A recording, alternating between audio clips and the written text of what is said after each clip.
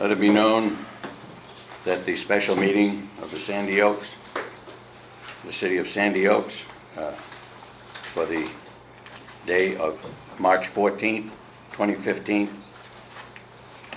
scheduled for starting at 9 a.m. Time now is 9:05 a.m. This meeting is called to order. Roll call. Mr. Ortega. Present. Mr. Tremblay. Present. Mr. Gay. Yes, sir. Ms. Ball. Present. Mr. Tomasini. Here. The mayor is present. We have a quorum present.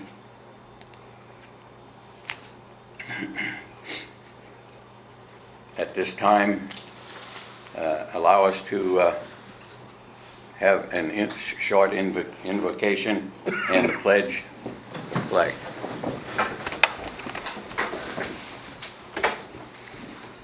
Our most gracious Heavenly Father, we thank Thee for allowing us to gather here again to do the business of this community. Let us be diligent in our effort and conduct the meeting in the best interest of the citizens of Sandy Oaks. In Jesus' name, amen. I pledge allegiance to the flag of the United States of America and to the republic for which it stands, one nation, under God, indivisible, with liberty and justice for all.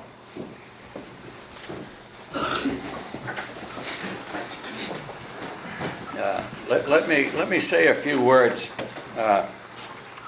I thank the members of the council and the Mayor Pro Tem in my absence for conducting the meeting, the last meeting. It looks like everything went really well. Excuse me. To those who,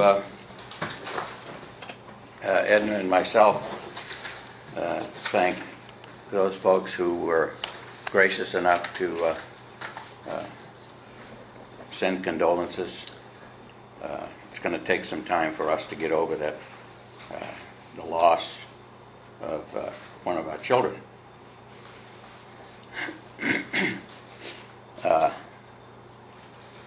So there might be times I might get a little shaky, but that's okay. I've been down that road before. Item number 3 on the agenda,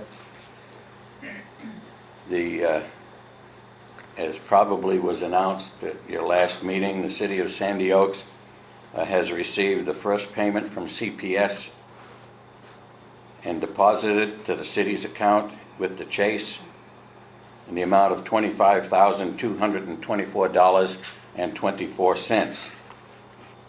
There are items to follow on the agenda to pay from our account.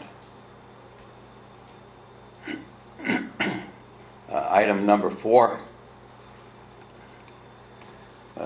citizens to be heard. I normally don't put this on specials, but I've been gone for a while, and I figured that we could hear from the citizens to be heard. If you want, we don't even have 10 people, so.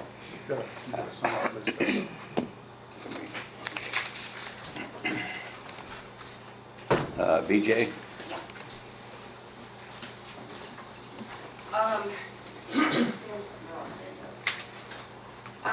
Several things.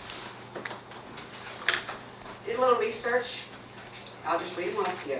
Only 5 of the 9 ordinances enacted are without some type of error, either typos or misspellings. 2 of the 6 resolutions have typos. 3 meetings were posted with the wrong address, 4418 Hickory Haven, which is the last house on the right before you come into the park. It was August 16th, October 6th, and October 9th. Every item on those agendas are voidable. They're not automatically voided, but a judge could avoid any or all of the items on those agendas. There is a way for the City Council to correct that. If you look at the Texas Open Meetings Act, you'll find the way to do that. I'm not going to do that for you. The sales tax, number one, the attorney should have caught the error in the meeting initially, especially since Bonami had a similar issue. Number two, the tax rate change from what was voted on in the City Council meeting and by the time it got to the ballot is still a concern for me. I'd like to know who did that. The ordinance number 2014, number 4, which abolished the elected office of the city marshal, but it doesn't establish the position as an appointed position. As a matter of fact, if you look at the ordinance, it says, whereas in accordance with section 22076 of the Texas Local Government Code, the City Council may at a future date reinstate the city marshal as an elected or appointed position. The latest agenda, there are misspellings on there that actually change the meaning of the items on the agenda. Differed has a different meaning than deferred. The Texas Open Meetings Act made easy, 33 pages. If all of the council members, Charlotte Ray, Jim Clement included, had read those 33 pages, they would see that the Office of the Attorney General requires training be done by all people involved in city government. You have 90 days from the date you were elected to complete that certification, and that certification should be turned into the city. And that certificate, those certificates are supposed to be made available for public inspection. I know you're not allowed to respond, but if all of you had at least read the Texas Open Meetings Act, you would have known this. And I know for a fact that the majority of you sitting up there have not done that. And that goes back once again to our city attorney should have been keeping you all informed of what you need to do. I also know that all of you people who were elected were required to file a C&E report in January. That's public record. I know that only 2 of you have done it. We expect more. We're entitled to expect more, and I'm very disappointed. And if you think I'm being harsh, I haven't started being harsh yet. This is me slightly irritated. Okay, thank you, BJ. James Davis. Transparency is the foundation of a democratic government. When people have access to information about their government, it makes them stronger and it makes their government serve citizens better. How transparent is our little government? I've contacted Alderman Ball about 3 or 4 times via email asking how much Martinez Ibarra is making as city attorney. She hasn't replied to a single email. So last Saturday I asked Ball directly, how much is Art Martinez Ibarra being paid? Her response was, what was discussed in executive session, that was discussed in executive session, and by law I can't reveal that. But according to section 552.022 of the Texas Public Information Act, what Martinez Ibarra is being paid is a matter of public record. The law clearly states, quote, the following categories of information are public record: the name, sex, ethnicity, salary, title, and dates of employment, information in an account, voucher, or contract. On the topic of attorney fees, the law even states, quote, attorney fee bills may not be withheld. When I explained this to Ball, her response was, it is illegal to reveal anything discussed in executive session. So let's read an important document. Dear Senator Caperton, you state that some local authorities have interpreted the quoted language to mean that persons present in an executive session cannot make any statements regarding the subject matter of the session even to voice their own opinion about that subject. You point out that this interpretation raises a serious question of interference with the freedom of speech guaranteed by the First Amendment of the United States Constitution. The subject of the Texas Open Meetings Act applies to the certified agenda or tape recording kept as a record of an executive session. It does not prohibit members of a government body or any persons in attendance at an executive session from making public statements about the subject matter of that session. Very truly yours, Jim Maddox, Attorney General, Texas. This is how it applies and ties into public records and transparencies. Quote, the mere fact that information was discussed in an executive session does not make it confidential under the Open Records Act. Dan Morales, Attorney General, Texas. As a more recent example, in the Open Meetings Handbook produced last year in 2014 and organized by Attorney General of Texas Greg Abbott, it clearly states on page 74, quote, the mere fact that a document was discussed in an executive session does not make it confidential under the Public Information Act.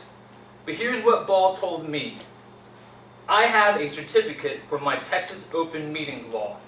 That was discussed in executive session. I cannot reveal. That is a true fact.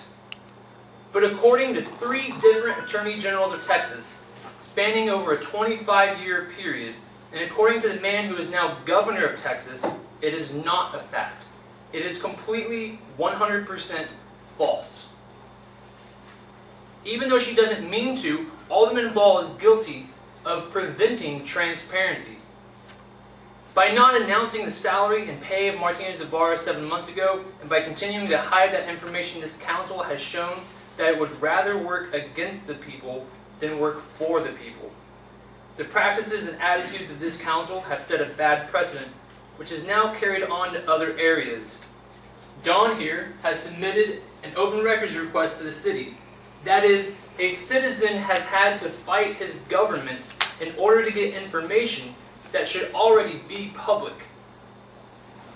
The city has never established an official information officer, but let's assume that the city clerk, Charlotte Rave, let's assume the city clerk is the public information officer. So Charlotte Rave has not answered the open records request. Instead, she has ignored the issue, much like how the city council members ignore issues they don't care about. Now the 10 business days to comply with the records request are over, and there has been no official 30 answer from seconds, Charlotte please. Rave. 30 seconds. This is a violation of the Texas Public Information Act. This means that Mrs. Rave can now face a fine of up to $1,000 and 6 months of jail time or both. Personally, I don't want Ms. Rave to face jail time, but she has followed an example of the advice of the council and has chosen to work against the people instead of working for the people. And remember that each of you has received a copy of Don's open records request. Each of you could face the same legal penalty. And here's the thing. You have an opportunity to fix this transparency. On today's agenda is a topic of paying Martinez Ibarra. And if the citizens here leave today without knowing Martinez Ibarra's rate of pay, total billable hours, etc., then it is a clear sign that each of you prefers to work against the people. Thank you. Thank you, Mr. Davis. Mr. Mayor, Yes. I know we normally can't respond, but we can correct factual errors. So if you will, while it is correct, you cannot discuss deliberations. The attorney's contract is public record, should be released. It's $150 an hour. Invoices have been submitted to the mayor.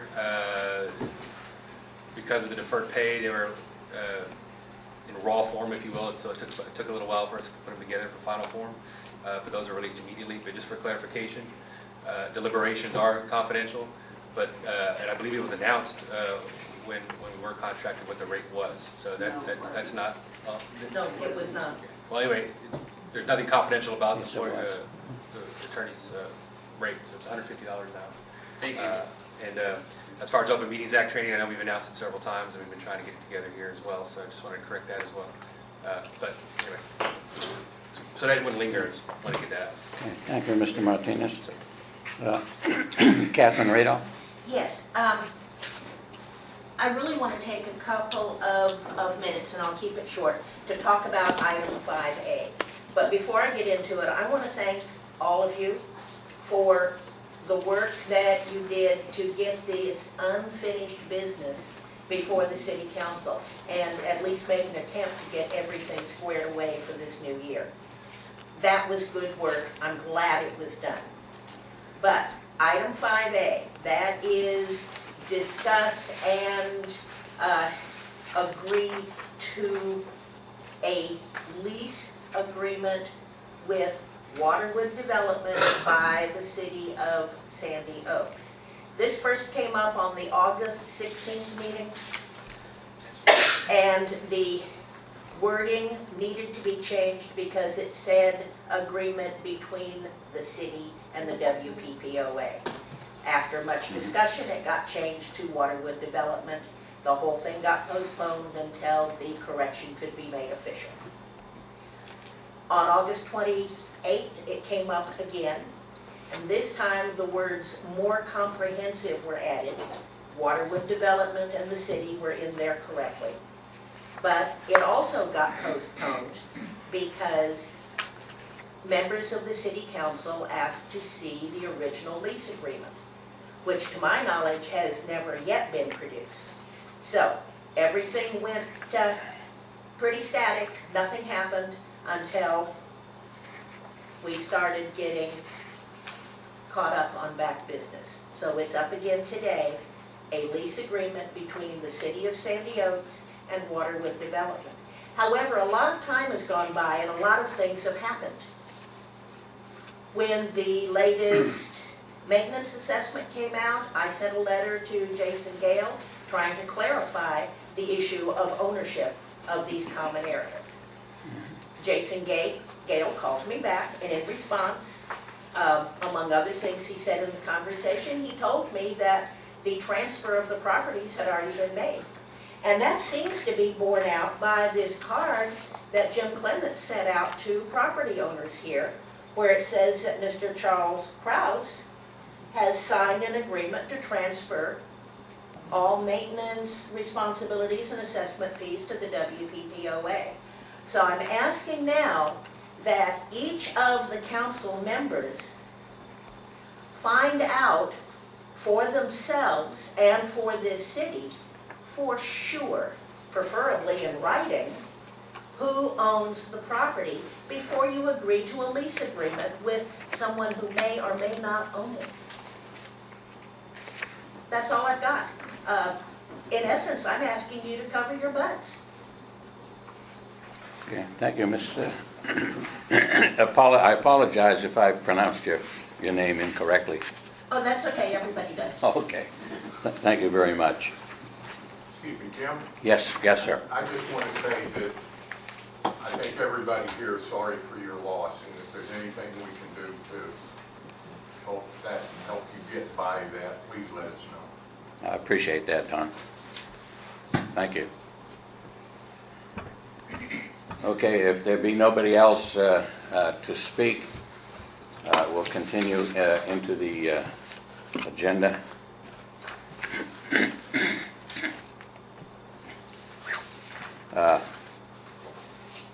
The item 5, unfinished business.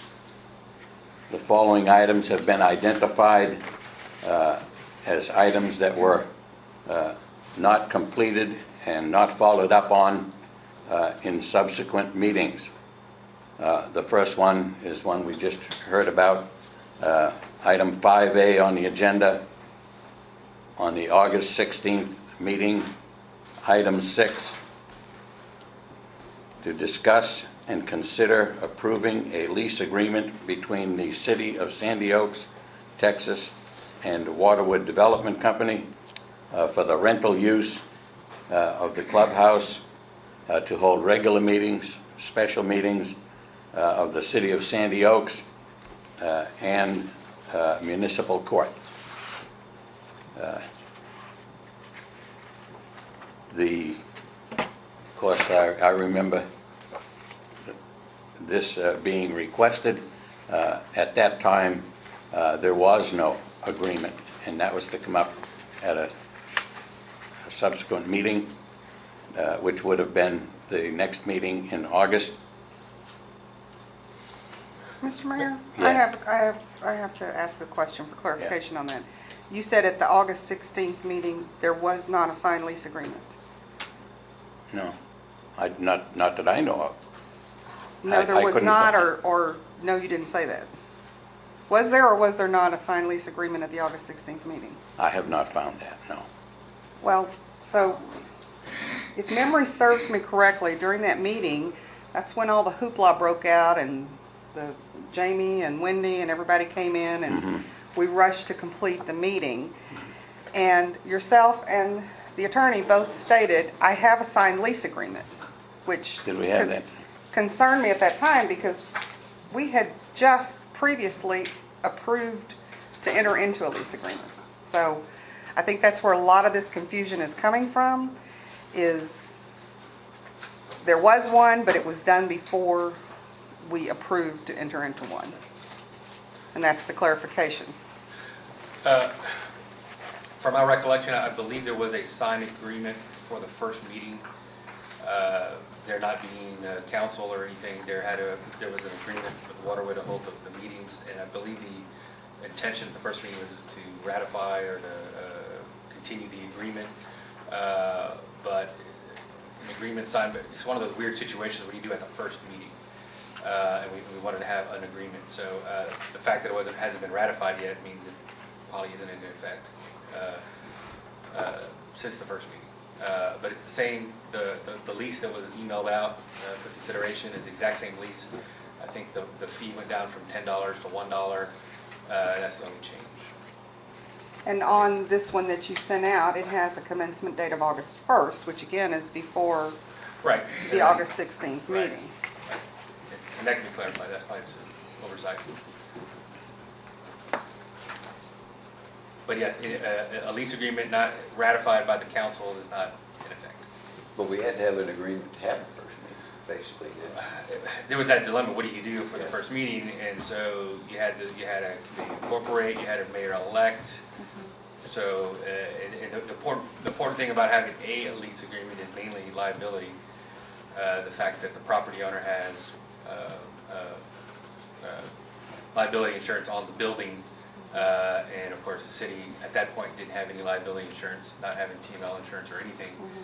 That was the main concern about getting a lease fairly quickly in case there was a slip and fall or somebody tripped or whatever, that there would be liability insurance. So then the next question, I understand about the first meeting, Sure. the initial meeting. That's been 6-7 months ago. Correct.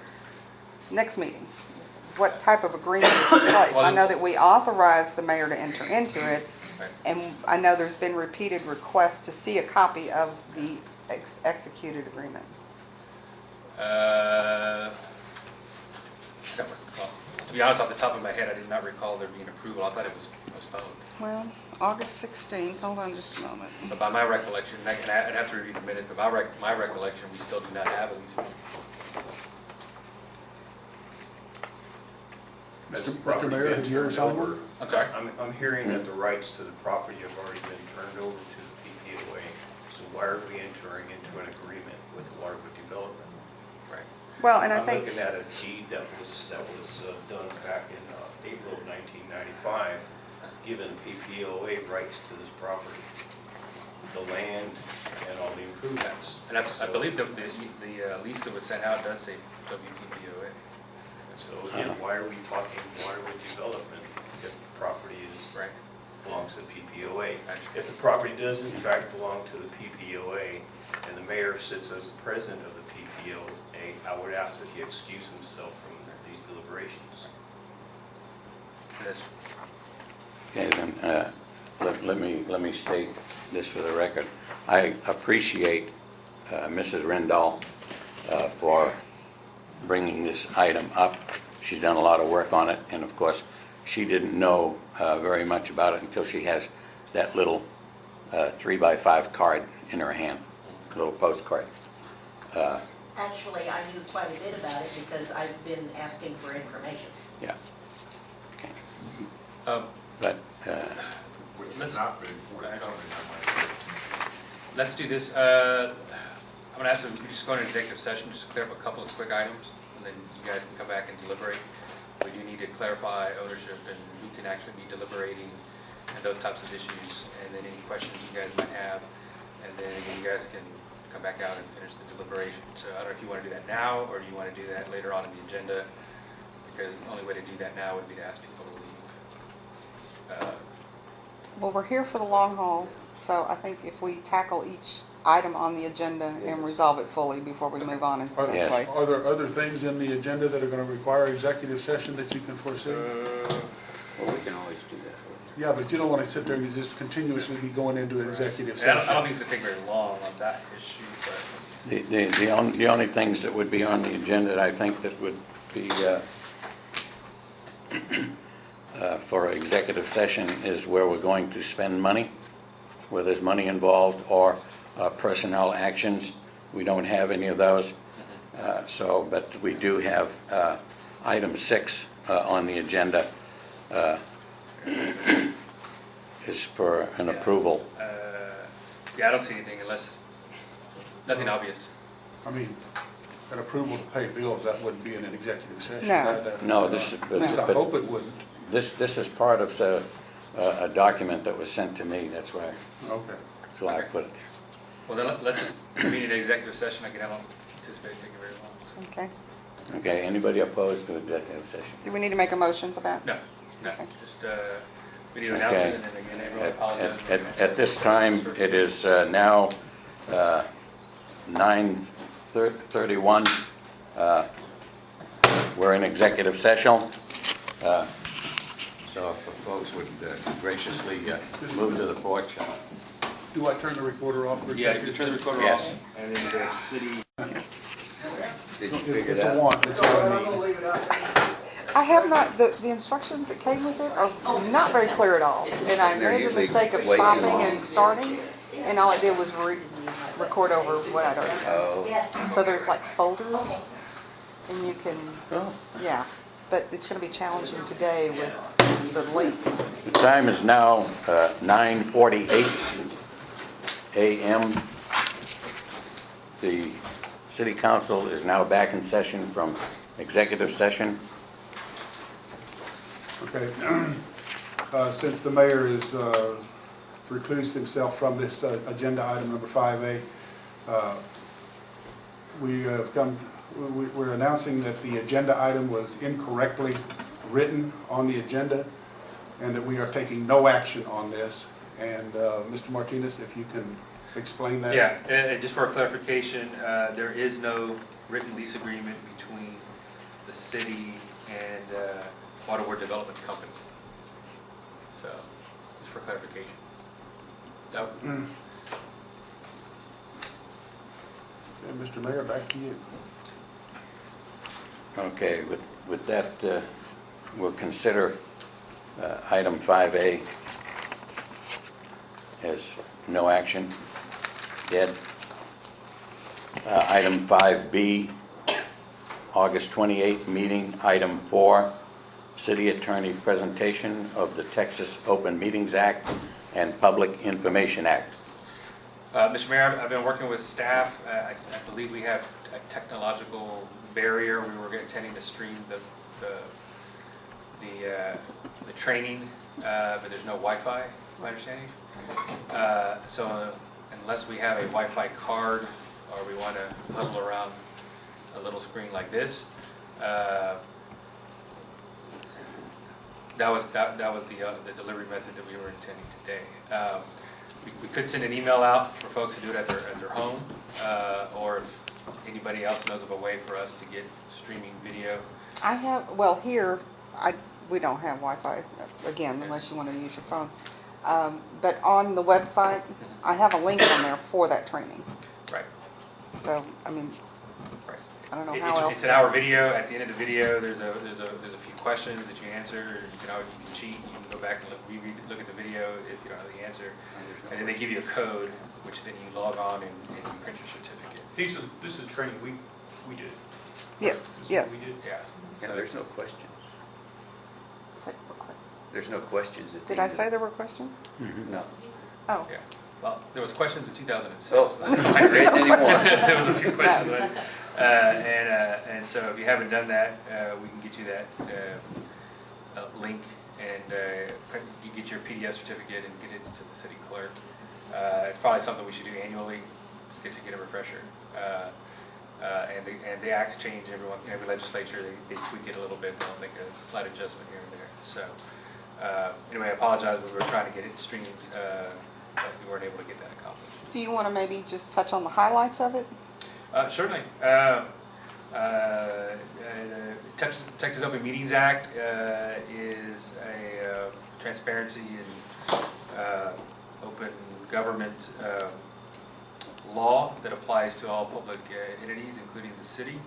I would say its core purpose is that all deliberations of the city council are open to the public, with certain exceptions, and there's a laundry list of exceptions. We had one earlier in the meeting, which was consultation with the city attorney on certain matters, such as the negotiation of contracts or personnel matters. So it's important to be familiar with what those exceptions are.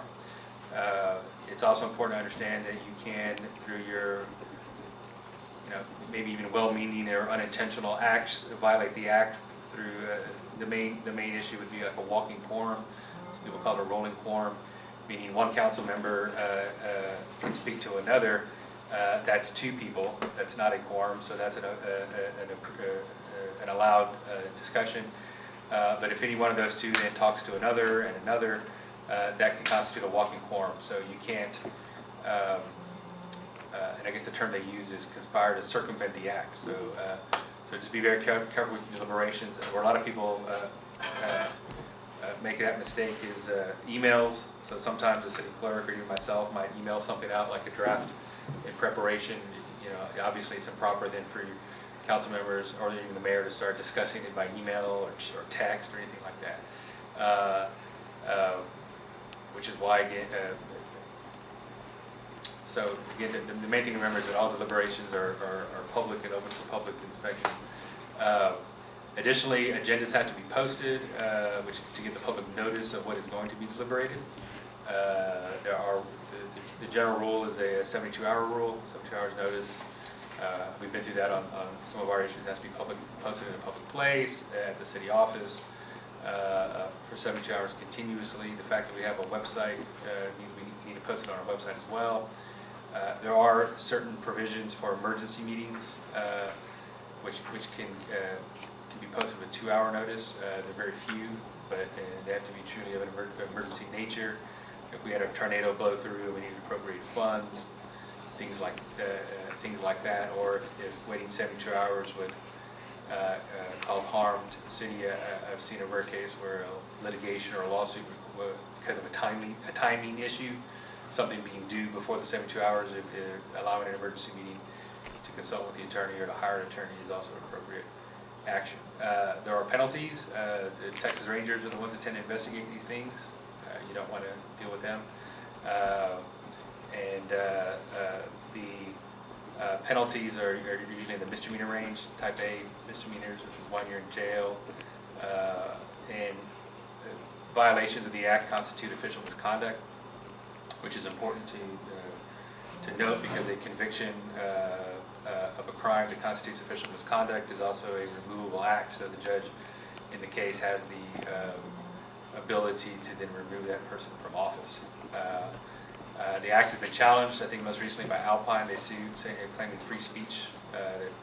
Elected officials have freedom of speech.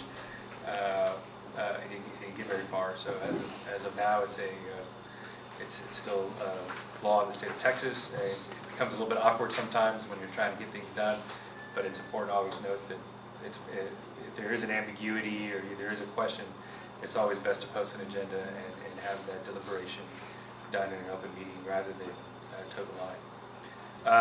Similarly, the Public Information Act is also a transparency and open government law. Some people confuse it with the Federal Freedom of Information Act.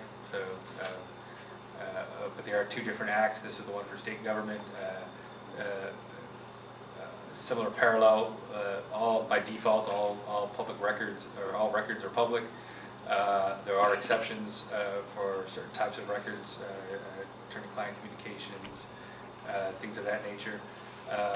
As a general rule, though, all things are public. All public documents need to be retained.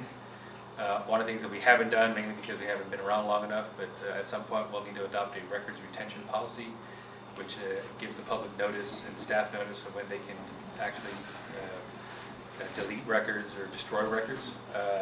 Records pile up after a while and it becomes burdensome, but I don't think we're there yet.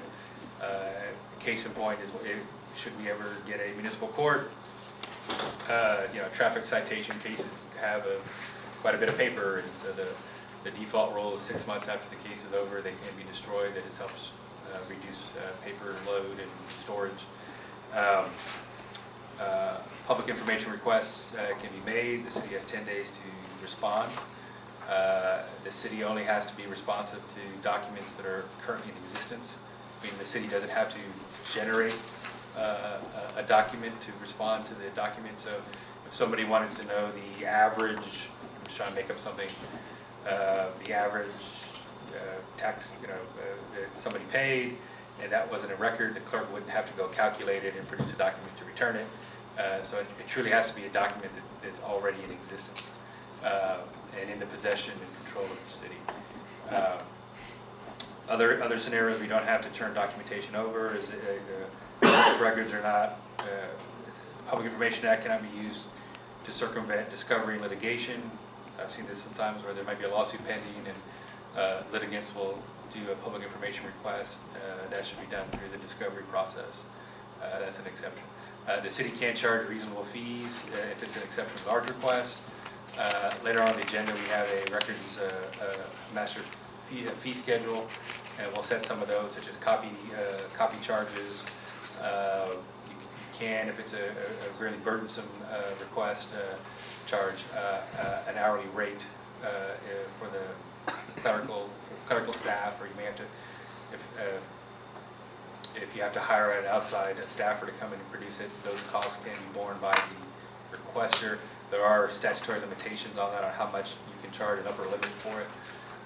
But if you went to the city of Houston and said, give me every traffic citation for the last 10 years, obviously that's going to be a massive request, and you might go into the tens of thousands of dollars. So just be aware of that. If there is a question or ambiguity, or in certain requests, for example, issues that would typically be in a personnel file, what the city normally would do then is request the Attorney General opinion. It's more commonly, it's not a big issue as it may sound. They have a whole division related to that.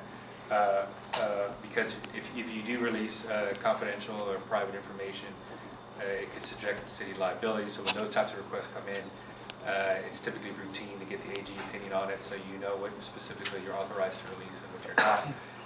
Those are exceptions to the 10-day rule because those typically take longer. But when those situations arise, you inform the requester so that they're aware of the nature of the delay. When information or public information is requested, does it have to be in writing all the time? Yes. It does, but the format of the writing is pretty wide open. I mean, it can be an email, it can be a handwritten. Be a napkin. It could be a napkin. I would recommend that we produce a form, Yeah. just so that you collect all the proper information. It saves some of the back and forth, Right.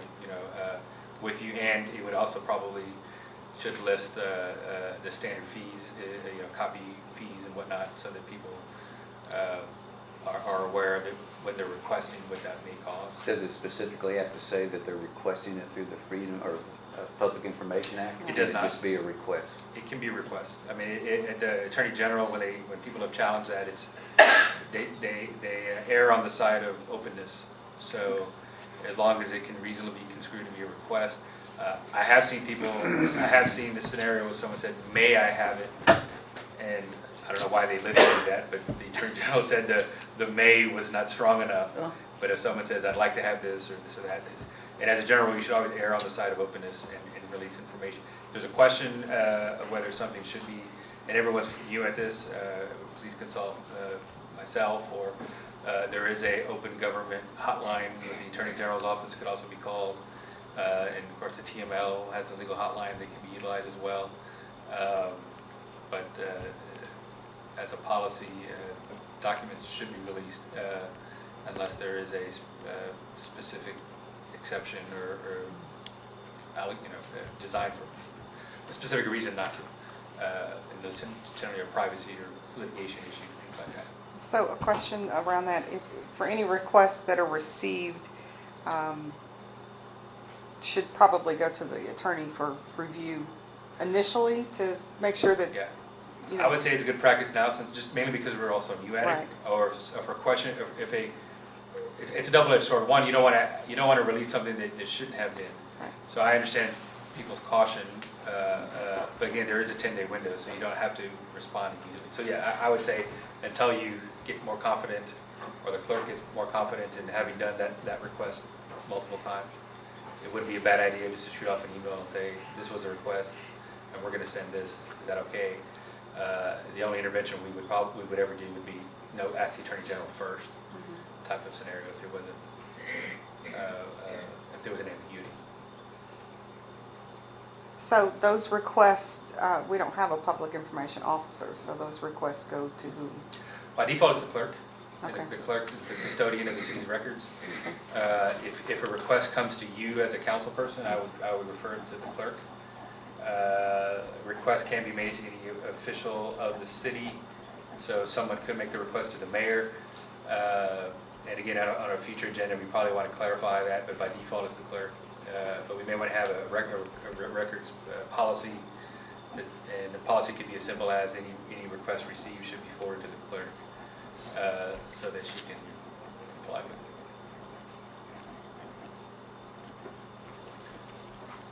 Okay. Any other questions? No. Okay. Again, if you haven't done your official training and turned it in, please do so. If you have any questions, call me or Charlotte, and we'll get it set up for you. How long of a period do you have before you have to retest on the do the Right. certification on the open I'm meeting? not aware of a retest requirement. There is the requirement following becoming a municipal officer that it be taken. But I don't know of a retest requirement. However, it's just good practice to do it once a year. In fact, usually after election, whenever the city's elections are, there should probably be an annual, some people call it a retreat. It can just simply be a Saturday like this, where all the folks come in and get retested, and it's always good to get a refresher course on it, because I said sometimes little things do change, get tweaked. Sometimes exceptions are added, for example, as they arise or in different cases. So while there's no requirement, I think it's a good practice. And many cities do that, and you can do that here individually, and/or I know the ACOG organizes a newly elected official training once a year. This year it's actually coming up, it'll be in June. Most municipal elections are in May, and so they do it around June or July. I recommend folks go to that as well, because they go over that, and they go over some of the good stuff, everything from conflict resolution to Robert's Rules of Order. It's a full day, it's a good class to go to. So. For that though, most of the, well, I guess everybody except Mr. Gay and myself have a job, and so it'd be very difficult to do the ACOG thing unless they were willing to take a personal day. I believe they're on Saturdays. We can get a copy of the schedule and let everyone know. I think that's probably an issue with most city councils, so they try to be accommodating. And I believe they have past ones that you can stream on there. As an elected official, it's always good to keep up to date with the latest changes and rules and all of that. So if you are able to attend, I'd recommend it, especially if you've never attended before. It's a good time. Plus you get to meet all the other new folks in the county that are recently elected. And it's always good to have dialogue with other cities, see what they're doing.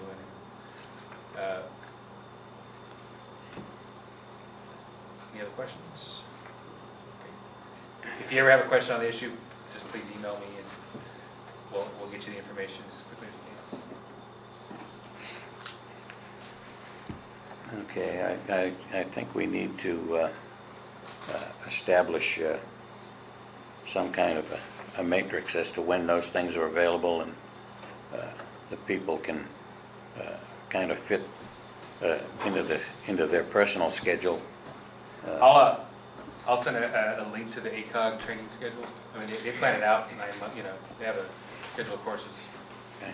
That should already be due next fall, so I'll be happy to email that out. 'Cause I've been to the ACOG one twice, but that's about Is something we can 7 put on years our ago. calendar, Mickey, on our website? Absolutely. I just need to know, we need to figure out what the schedules are and put them on there. I know TML does some stuff, ACOG You does some send a stuff. schedule to Mickey. Okay, yeah, and And T-Mobile I'll- has courses too.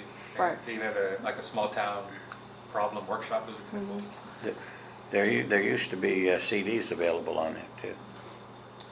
Are these sessions open to the public as well, or just to elected officials? That I don't know. They Probably might be- need to designate that on the website Right, as to, yeah. I do know you have to register, and they typically have a fee. yeah, I did see one of them. I Yes. thought about going, it was too costly for me. Yeah, they're No kidding. The fees aren't a lot, but they're usually 20, 30. Those are the types of things that you could budget for. 20 or 30 I can handle. 495 was a bit much for me. Yeah, and some of them are fluff, some of them you go and everyone's hanging out at the hotel Boondoggle. bar, and so those aren't necessarily the most effective. But these types, the new elected official training, those are usually all business. Yeah, we could probably,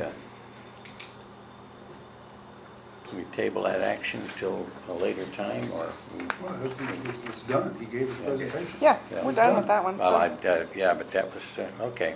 Yeah. We've heard that Would we call that a before, working and it item? wasn't accepted. Sure. Would it be a working item or no action taken? You could just, for the minute, you could say the attorney made an oral presentation Okay. on the acts.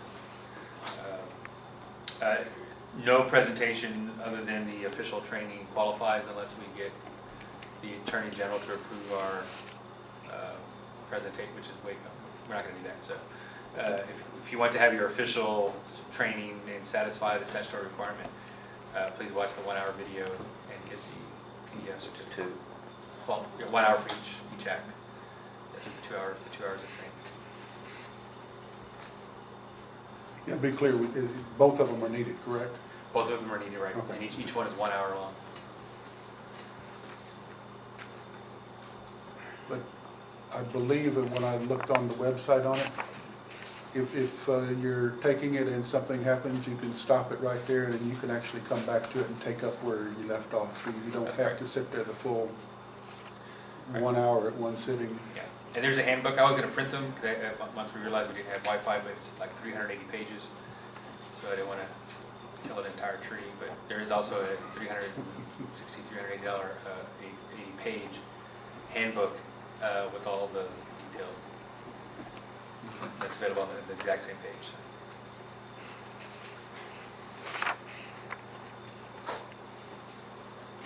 Okay. Anybody have any more questions on 5B? We'll consider that as completed.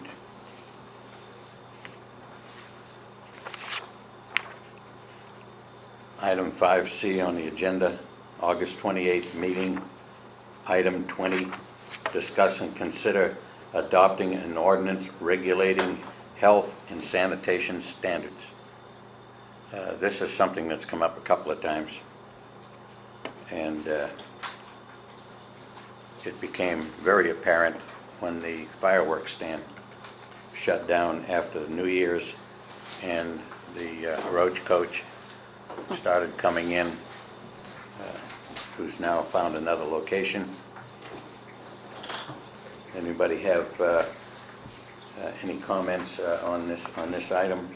Well, I think before we get into that discussion, I think item 10 on our agenda is identical. Yeah, To this you're item. right. Okay. Yeah, number 10 is adopt a health and safety Yeah. ordinance. Yeah.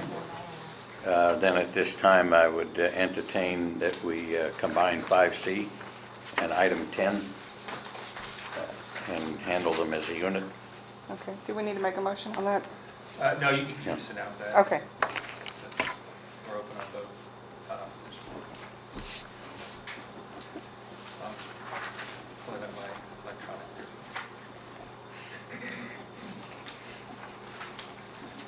do we have a proposed ordinance, Yes. that's already been written up? Yes. I think we saw one in the past that was there. I emailed one out. Yeah. This is the one you sent, it's like 6 pages. Right, and if you want me, I can go over it real quick. Please. Title 1 is simply Section 1 is simply the title, it's the health and sanitation regulations of the city of Sandy Oaks, just for a reference. 2 is our authority, it just cites where in state law we're allowed to adopt one of these things, this type of ordinance. Determination, you have to have a finding of fact that it's in the public's interest to impose a health or safety regulation, to set up as that requirement, as well as the Section 4, which is the purpose and intent. We start off with the penalties. These are Class C misdemeanors, which are range from $50 to $1,000 for each day. And it designates that each day, each separate day that the offense occurs is a separate offense. So if someone's not compliant, you can cite them every day until they come into compliance. And that's a little bit more heavy-handed than other ordinances, but because these are health and safety issues, you don't want somebody to make a calculation that, well, $500 is worth being out of compliance. The fines be determined By the municipal judge, correct. So we adopt the state's sanitation code by reference. So that's just statutory sanitation code. Main purpose for that is it's known, it'll be easy to find an inspector. We can always add additional if we ever get to a scenario where we need to have something that's more restrictive, then we would amend it, but we adopt that by reference. Same thing with rodent control. We adopt the city of San Antonio's rodent control just to have community standards. So we adopt that by reference. Section 8 is a provision banning the dumping of trash in the city.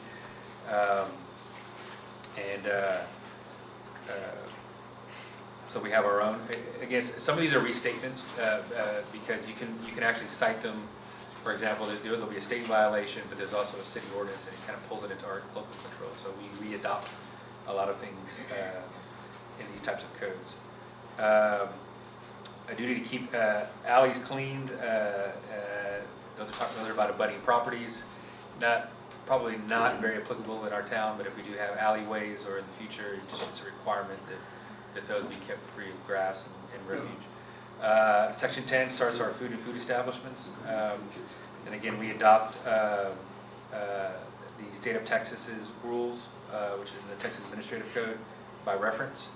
So again, it's a very standard ordinance. It's the same ordinance that was in place when we were part of the county. We define food establishments, again by reference. We require a license in Section 12. Licenses are applied for and issued by the city clerk. We discussed that, let me see, that they have to comply with all state laws and rules and city ordinances in order to have the license. Of course, the license is the mechanism that the city uses to regulate in that if someone is out of compliance, you can pull the license, and then the food establishment then can no longer operate. Fees are set. We have a default fees later on in the agenda, and we have the adoption of a master fee schedule. So the initial fees are usually put in the ordinance, but then subsequent changes. So in the future, if you guys want to up or increase or lower the fee, that can be done in the central locations. Again, it says you may not operate a food establishment without a license issued by the city. An issue that you may find here that some of the suburban cities have is people will get a license from San Antonio, and they don't really know what the city limits are or whatever, and they'll say, hey, I already have a license. And so it's helpful to train whoever's checking licenses that that's usually a common misunderstanding with people. So it's good to open with that often to say, well, where did you get it from? Section 13 establishes a fee for the license. Licensing fees for food establishments typically are by number of employees, and so that's usually dictates the size of the restaurant, if you will, the food establishment. So you see a prorated fee based upon the number of employees.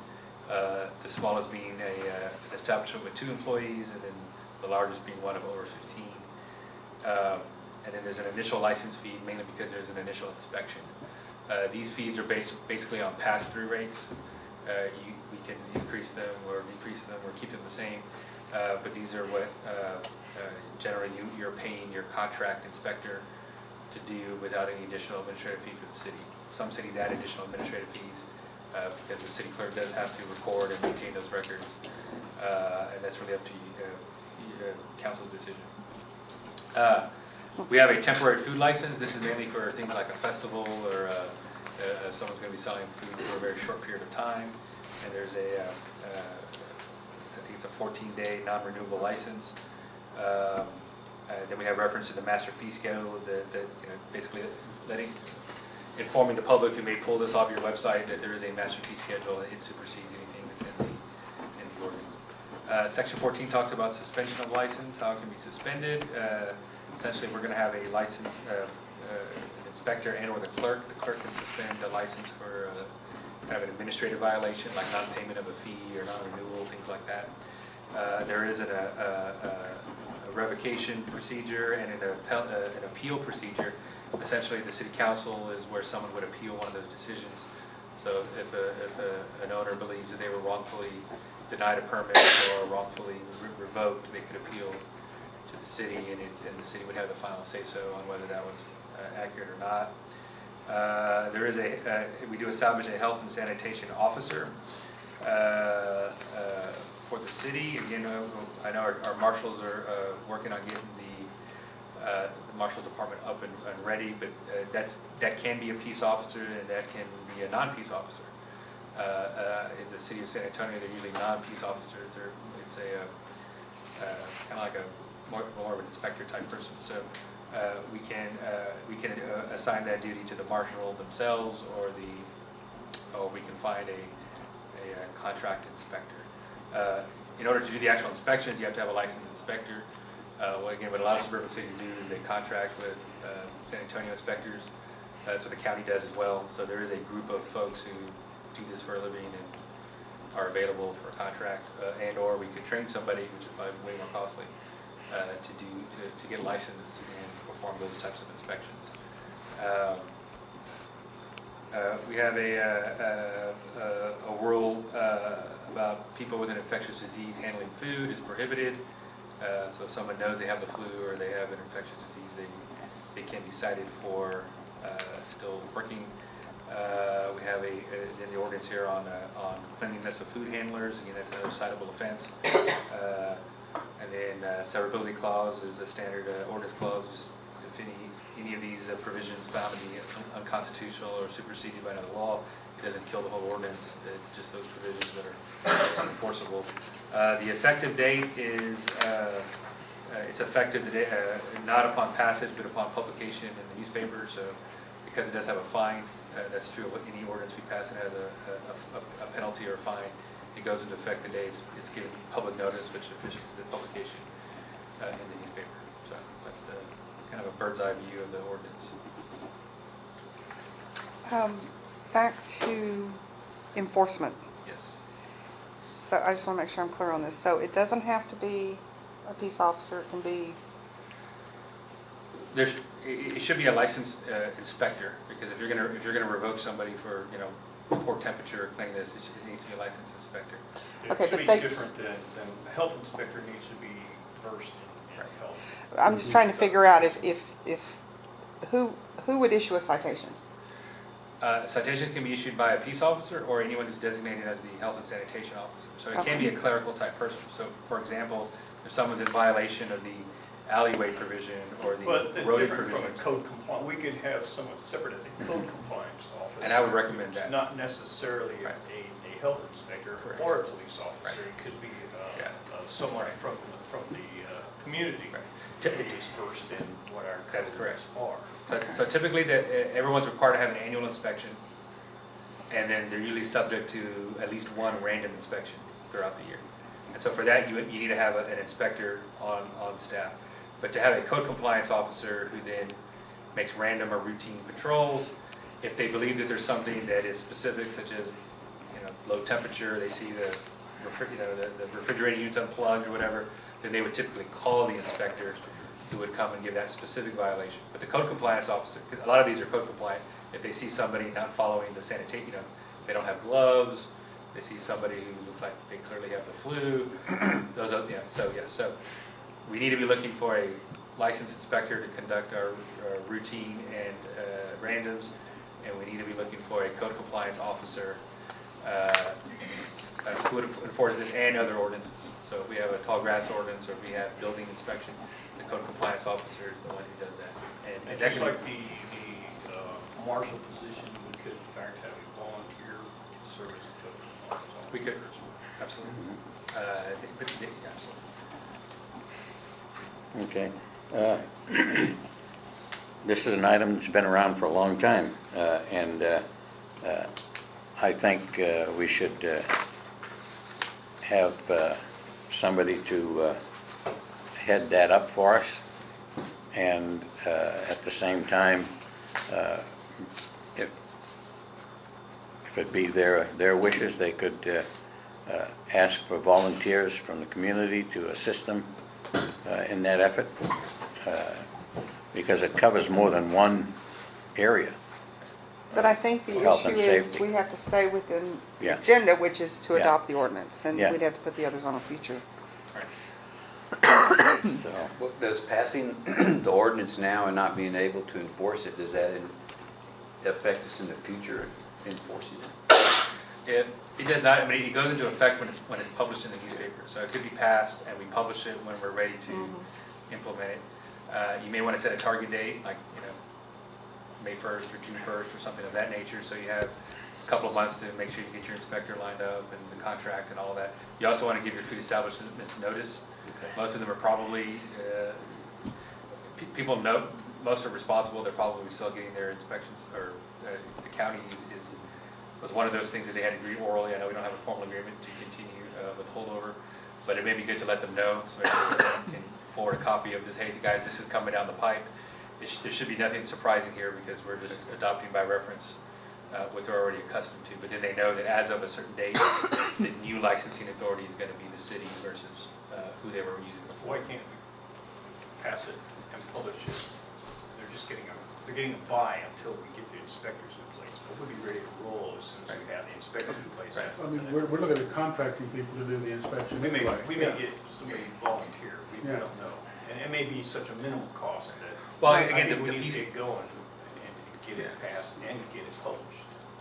the fee schedule here, there is a fee, so it could be passed and published, and the clerk can inform everyone that they need to pay, acquire a license, and that's standard stuff.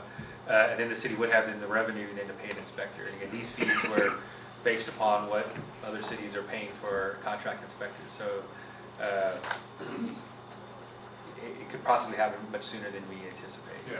Well, I think- just think we need to get it done and passed, published. We're ready to roll as soon as we. Yeah, but I think one of the challenges is that we have not adopted master fee schedule, even though It's It's in here. it's on the agenda, but it's also the initial I don't fees. see it on the agenda. It is. And number 8. Yeah, it's here.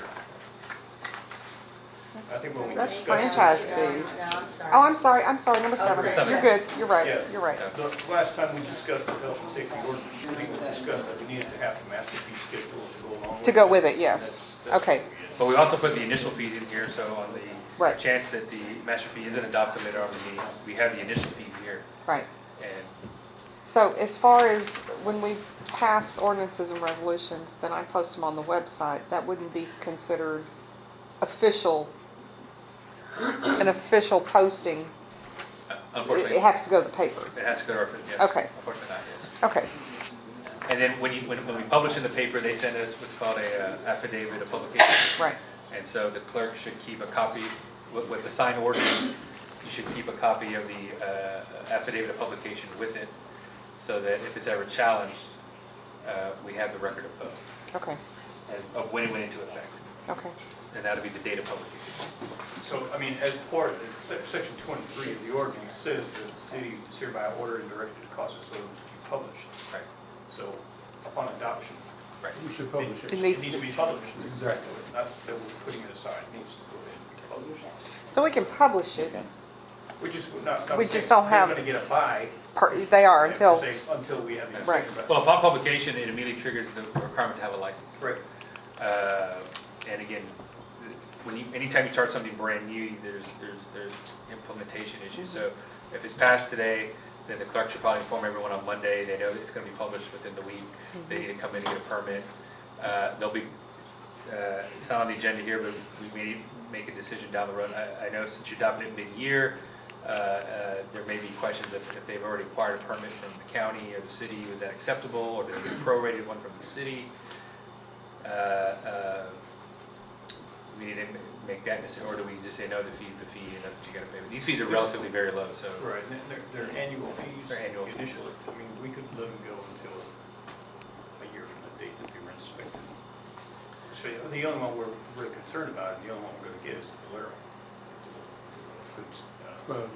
and they You probably also already get have one an from, Dollar inspection. General, because they will have food. Well, that'll be a new one, Yeah. but for right now purposes, the only one we'll be looking at as far as one that has an inspection, a current inspection that's valid should Right. be the Valero. Right. Yeah. As organized as you think, folks, in my experience, when a new city forms, the people still do the same thing. And That they always did. the county is probably, if they're gonna come in and pay for a permit, they'll give them a permit. And they don't really, so don't be surprised if everyone this January already got their inspections and permits from the prior authority. That's fine, it just sets our Right. precedent. Exactly. Right. We're getting ready to go, so. Yes. And if a new establishment does open up, then they have, Okay. it can be enforced. So by the same token, if we got somebody out there who pulls up in a truck and parks on the corner, and Right, we should get moving on some temporary fixes or yeah. officers. We could address that. Because there's a possibility another one coming. The owner of the what is it, the little superstore, the Valero The Super Express? Super Express, he's now entertaining maybe a restaurant. I think he might have purchased that piece of land behind the Valero. Mm. So Yeah, restaurants are Neat new. one. that's better than the little trailer park he wanted to put in there. I prefer a beer garden. So,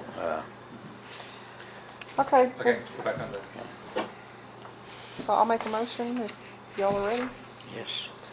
Okay, I make a motion then that we adopt the ordinance establishing health and safety regulations as presented by Mr.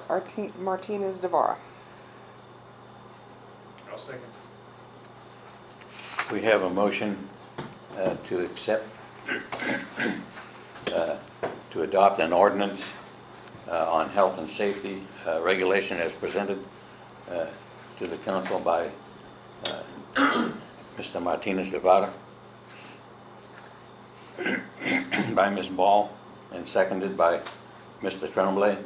All those in favor? Right. Unanimous? Did we turn the recording device back on? Just want to make sure. Yes, we did. Okay. For clarification, is it health and safety or health and sanitation? Health and It sanitation. says health, safety, and welfare. You made me look, but yes.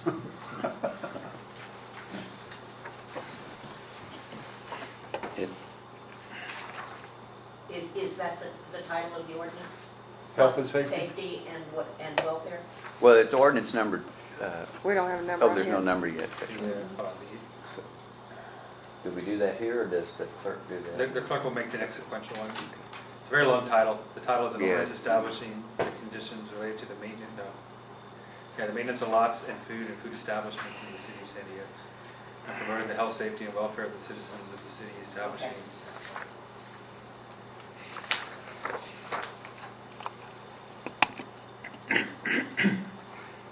Okay, let me finish this.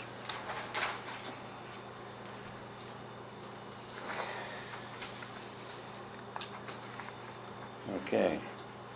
Item 5D on the agenda, October 9th meeting. Item 10, discuss and consider setting a date for a public workshop on animal control. This is getting to be a hot one, folks. I just got a call yesterday on some pigs. Yeah, I went out to check that out last night. A half-acre lot has 3 horses.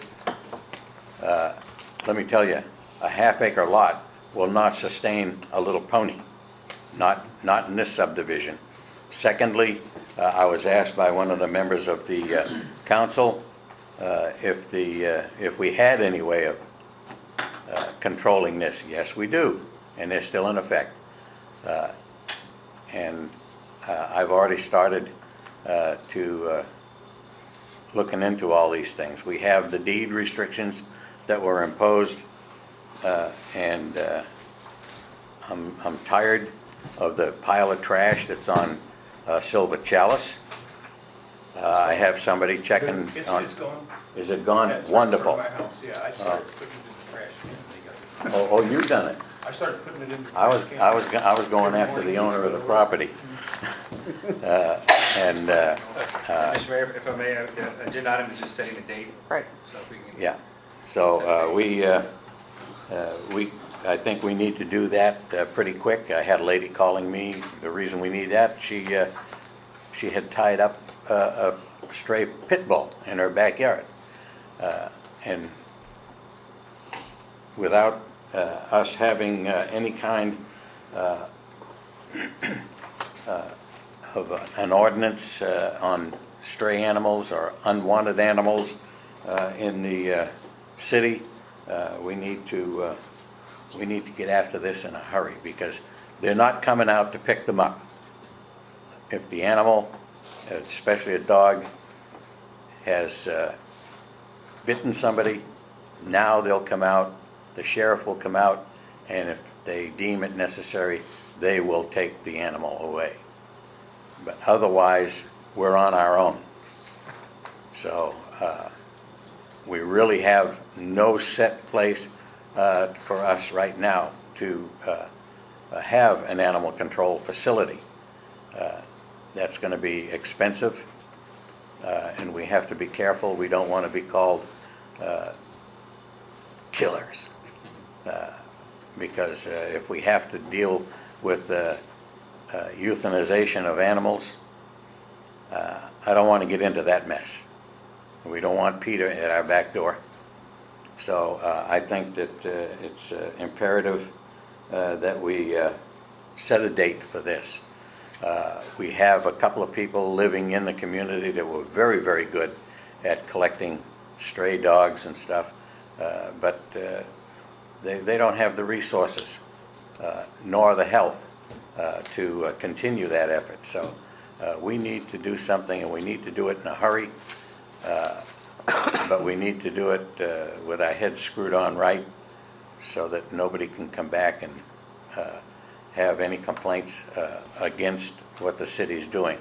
So Well, I think the challenge is finding a time, that's it. because we're doing the Saturday sessions, the 10 to 2.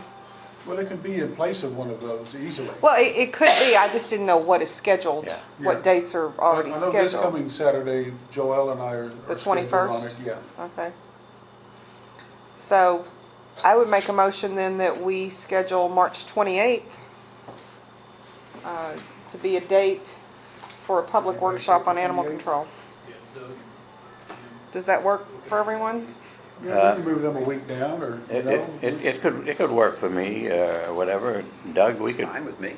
we could change our weekend, but I think we really need to get after Yeah, it this. needs, we can't wait on this one. We can do it when we're here, just while we're here. Yeah, if somebody comes in with something else. No. I think just the workshop alone is. The workshop alone, and the reason is, back to the quorum issue, the whole reason we're only doing 2 council members at these Saturday sessions is to prevent that. So we could do it after that, after 2 o'clock, we could all meet next Saturday You do that at Yeah. and do it at 2 o'clock? Yeah, because the only restriction that You're not gonna be here? Okay, back to the 28th. Well, the only restriction we would have is if the clubhouse was rented out. Right. And the next rental that we have on the building is the 18th of April, so, right now. So if we're going to have something on the 28th, that'll be fine. Okay. When is Easter? Is that First Sunday in April. Okay, that's the week before Easter. That would be the 5th of April, Yes. which is a Sunday. I'm available the 28th, I'm not available the 21st. Okay? Was that a motion you made? It was a motion. Okay. Ms. Ball made a motion to have the the date for a public hearing on animal control is March 28th, 2015. Now, is that going to be At at morning or 2 morning or o'clock? afternoon, which is best for 2 p.m. be fine? Or, That kind of kills an entire day. That's kind of what I'm thinking. I'd rather do it in the morning and 9 o'clock be in the done. morning. that's how I 9 make, o'clock? that's how I make my doctor's Joel, does that work appointments. for you, 9 No, I o'clock? work that day. You But I work- get up at noon. You get off at noon. Okay, well, we Well- may be stuck at 2 o'clock in the afternoon then. I'm sorry? We may get more attendance in the afternoon. Okay, then you want to do 2 o'clock? I'm Okay. in favor of 2.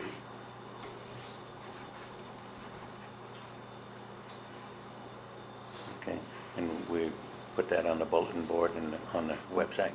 We can do that. Okay, so. Me second? Yeah, I'll second it. Okay.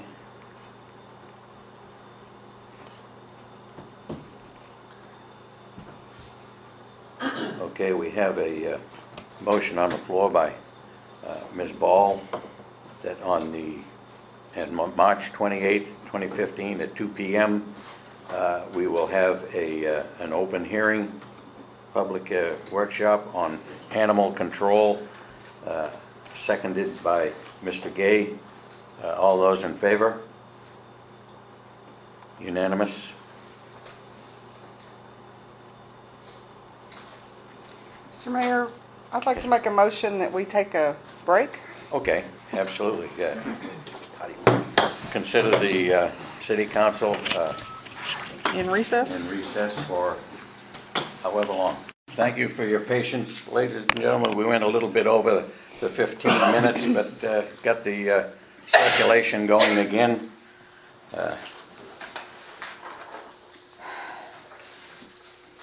We had just finished 5D on the agenda. We're now into 5E, November 13th meeting. Item 5, a resolution providing for an ordinance adopting the requirements of a permit for the sale of fireworks within the city of Sandy Oaks. As everybody knows, we presently have a fireworks stand set up. It's not the most beautiful looking enterprise right now, but I also have a request from Alamo Fireworks. They're interested in setting up, but they're coming to us to present their case, and I can set that particular thing up for next meeting that we have, but we do not have any permit ordinance on the books right now, and I think that this one is, we need to do that. So at this time up, I'll open it up to... If you like, Mr. Mayor, I can do another quick overview. Sure. If you guys want. The whereas again are just pro forma. Section 1 allows existing fireworks stands to continue. My understanding is that there's only one within the city limits, but it does subject them to the regulations that are established in the ordinance. Number 2 prohibits new fireworks stands from being opened unless they conform to the ordinance. Section 3 requires a permit to sell or display fireworks. So again, that's to sell it, even if you want to have a fireworks show, for example, or a display, you have to have a permit. We have some restrictions on the use of fireworks, so it's within 300 feet of wherever flammable liquids or gases are stored or dispensed, such as a gas station or a welder shop or something like that. Section 5 establishes a permit fee. Again, it's set here at $250 a year. And that, of course, fireworks have 2 seasons in a year, so that would cover both Christmas and 4th of July. The permit is non-transferable, meaning one fireworks company gets a permit, they can't sell it to another one or transfer it among themselves, so it's issued to only that applicant, and it's non-transferable. Because of the unique nature of the fireworks season with the January 1st, the fireworks season permit starts April 1st. So between April 1st and April 15th, they get their permit for the year. Is the window we've established here. And that, again, that'll cover both selling seasons of the year. There is a liability insurance requirement, which you can see here, which is a minimum of $500,000 for injuries, $1 million for injuries of 2 or more persons, $500,000 for property or accident, and $1 million for combined limit for one accident or occurrence. So they have to present the clerk with an insurance policy. Then we have fireworks standards. Again, going back to our previous discussion about a code compliance officer, this would be something that they as well would enforce. So they have to comply with the building code for their structure. They have to have 2 exits for safety. They have to have their at least 2 working fire extinguishers at the stand. They have to have 2 water fire extinguishers, 2 ABC fire extinguishers as well. They have to have there's provisions for the grass and weeds around that have to be cut and cleaned so fires don't approach. Smoking's not allowed. They have to have a no smoking within 50 feet sign with 3-inch lettering. They have to have at least 1 person who's 18 years of age or older working. And there's a provision here that they have to remove unused stock by noon, either the 7th of July or the 4th of January. That's just so there's no long-term storage of fireworks in the stands. Okay. As far as the sale of that should be or discharge of fireworks. In here we have a reference that if Bexar County bans fireworks, the use for sale, the city will automatically follow along. That way when there's conformity along the county. There's a severability clause, which is standard. It says if any provisions found unlawful, the rest of the ordinance still stands. We have enforcement, so it's a Class C misdemeanor for each violation, which is a fine of up to $500. And again, each day, because it's a public health and safety issue, each day a citation could be issued. So it could be up to $500 per day, as long as the stand is out of compliance. And again, it's effective when published in the newspaper. And I haven't read through all of this, but is there provision in here for on-site camping? I do not believe. What do you mean by on-site? Well, I noticed during the most recent season, there was a tent that was set up. I think that could potentially violate our health and safety issue. They were selling from a tent? No. Oh, They were living They're in living in the tent. Working in the A lot of those stands, like They those did portable what? ones that you see, they either set Have up a a tent or they camper. set up a RV next to them. The only hook in, anything that would even address that is that they have to adhere to the city's building standards, but if you wanted to address that specifically, either add it to this or amend it later, because it does not address that. Whether or not you could have a tent nearby. I'm assuming the workers stay in the tent because They watch it. They have somebody that stays in there that watches it so they don't break into it and steal all of their fireworks. But I mean, even setting up an RV next to it is, Well, that's better it's- than, yeah, I than know, but camping it's because still it's, tacky out at the front. well, tacky's one thing. Unsanitary is another. Yeah. That was my My other concern. question for you is also on that, you said that nothing within 300 feet of the the flammable liquids. That stand is definitely within 300 feet, but you're saying you're going to exempt it because it's existing already? No, the exemption would be for, in other words, because it's a health and safety standard, they still have to comply with the standard, but they're not being, you're not automatically prohibiting them from being there because it's recognizing the grandfather, essentially. But if there is a standard that they cannot be within 300 feet, and they are, then they would either have to relocate it on the property away from, farther than 300 feet. So they're two separate issues. So you would still have to comply with those health and safety requirements. Those aren't grandfathered in, but the fact that they exist. How would that work where right now we have the, I call it the orange crate type building, as opposed to Mr. W wants to put in another building. Now, we're going from one small little shed to a much bigger building, which probably would mean storage. How do we deal with that transition period? It's no longer, it's one going to another. Well, this ordinance does not allow long-term storage, only storage in and around the selling period. So they would have to come to the city council and get a variance if they wanted to have I think long-term that would storage. then fall into the fire and safety code. They're going to be storing stuff there. But And if I can we're talking about grandfathering, and we're talking about Mr. W because they dropped that thing in there. I think it was like the beginning of December, they dropped that thing in there. And let's go back and read the beginning of the wording of this ordinance, and it says prohibit the sale and distribution and use of storage of fireworks within the city limits, and to allow for the existence and operation of fireworks businesses existing at the time of incorporation of the city, which was back in May. Right. Okay, so they were not in existence back in May. The only people that were selling fireworks that were in existence was Jack's Corner, which he's no longer there. So he was the only one.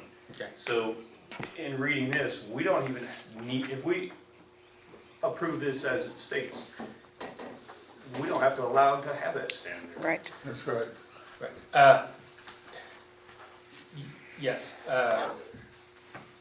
Normally, when you're doing it, when you're doing certain types of regulations, grandfathers exist because they existed prior to the establishment of the ordinance. The exception to that is health and safety reasons. And so this is mainly phrased. This is also constructed in a way that if someone is now out of compliance, it's because of a health and safety issue, which is on rock solid ground. If you're trying to pass an ordinance that just says, we don't like fireworks stands, they don't look good, Right. then they might have a case to sue and say, hey, you did a taking, you shut down my business. Right. And so we want to be very careful, cautious that if we are going, that regulations that are health and safety go into effect immediately and they can be applied to existing structures. Anything that may be for aesthetics or anything of that nature, grandfathers exist. But this is clearly a health and safety issue. These are, they understand that's a very regulated area. So can we incorporate into the issue about on-site camping overnight? Can we incorporate that into this, because they come hand in hand. Right. Fireworks stand comes hand in hand with a tent or camping, some type of Right. a sleeping facility, not a toilet facility, hand washing or anything Right. like that. So it's a sanitation, health and sanitary sanitation issue, and the fact that they don't have a bathroom there, a restroom, whatever, they're staying there overnight, surely they're going somewhere. Sure. Then they're coming out and they're handling these goods and handing them to the customers. So now it becomes a health and safety, Correct. health and sanitation. Right. Yes, we could. We probably need to bring back so we have time to draft that. Do a little bit of research on what we can and what we can't do. But if the habitat, or if the temporary habitation, if you will, is related to the business, then yes, we could almost certainly put certain regulations such as you have to have Incorporate into this ordinance. Yeah. I mean, because that's just one of the issues. Now, on this one, you also have a little bit of, because the selling season isn't until, Right. but Yes, that could be incorporated in. correct. The other issue I have is the amount of the permit fee, Uh-huh. which I think should be substantially more than that. Again, is this a draft Yeah. recommendation? Correct. And I think, I know Alderman Ball brought up the $10,000. I like $10,000. I think $1,000 would be amicable, I think. Yeah, another question for you there, Art. Do the stands, do they collect sales tax on their Yes. sales?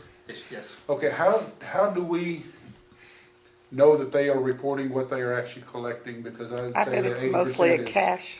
is cash business. It is, it's a cash business. Well, the first thing is because permits are required, part of the permitting check that the clerk will do is that they have the correct sales tax structure. Other than that, you have to rely on, well, the comptroller does have inspectors, but that's always an issue with all cash businesses. Okay, Obviously, it's is a it- crime to underreport. Oh, yeah, I understand Sales that, but taxes. that doesn't stop people. I understand. Is there a way that we could incorporate into this ordinance a beginning and end inventory so that we know what they sold? Tough to do, like they- Probably, yeah. I was just gonna I'd have to say, research still that. cheat I on honestly that. don't. I mean, Yeah, I've never seen that. I mean, and that's one reason why I'm saying we should up the Should be at the fee permit to, at least, we up it to At $1,000. least $500 for each one of the. Sure. Yes, Now, exactly. I do know that the sheriff's office has a very small division that does just that, sales tax fraud, and they can, I've seen them confiscate registers and audit and whatnot. What we may want to do is have our marshal contact the sheriff and figure out what is already in place. Is that something we can utilize, or is that something we have to do internally? I'm not aware of any city that does it, other than when there's something suspected.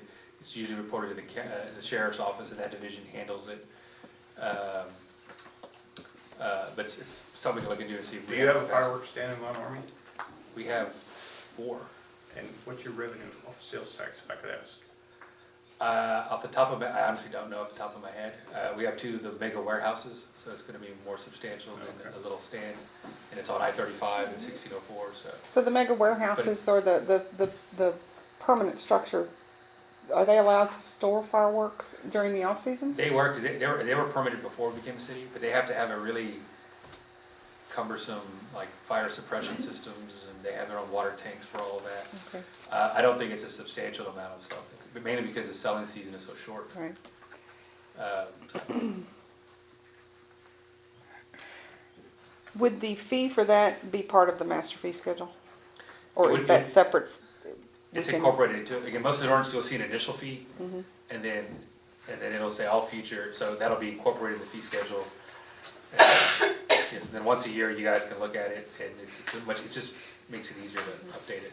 But yes, it would be incorporated into that. Now, would this ordinance also incorporate anything into it as far as the use of fireworks within the city limits? It does, it says basically that the fireworks are allowed, except when the county prohibits them. Could we restrict that even more by stating that, you can pop your fireworks beginning at a certain time on this date and must stop on this date, so we can get rid of this 30 days before and 30 days after nonsense that You people are can say doing? that, And but every you're not Saturday gonna night when enforce they're it. having a party. They had some last night, yes, they did. From my understanding, I don't know if it's, from my understanding, the only city that allows the use of fireworks is Von Army in the county. So most cities just prohibit it. Right, So you can do everything from prohibit to allow full use. This one's simple, and the city can prohibit it for a specific season. So sometimes a fireworks season comes up, and that's been true recently. There's been exceptionally dry seasons. And your fire marshal, or even your local fire chief, or you could even ask your ESD commissioners to give a recommendation. Sometimes they'll recommend, let's not allow that.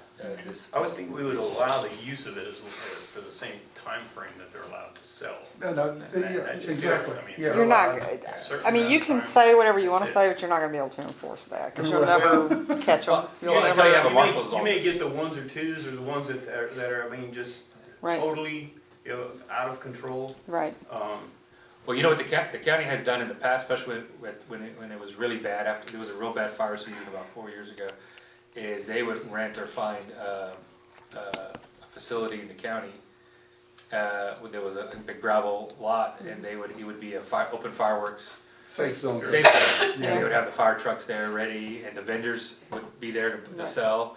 And so you kind of try to contain it in Right. a specific area. Right. Maybe they have music or whatever, but if it is problematic, the city could try to do something like that. But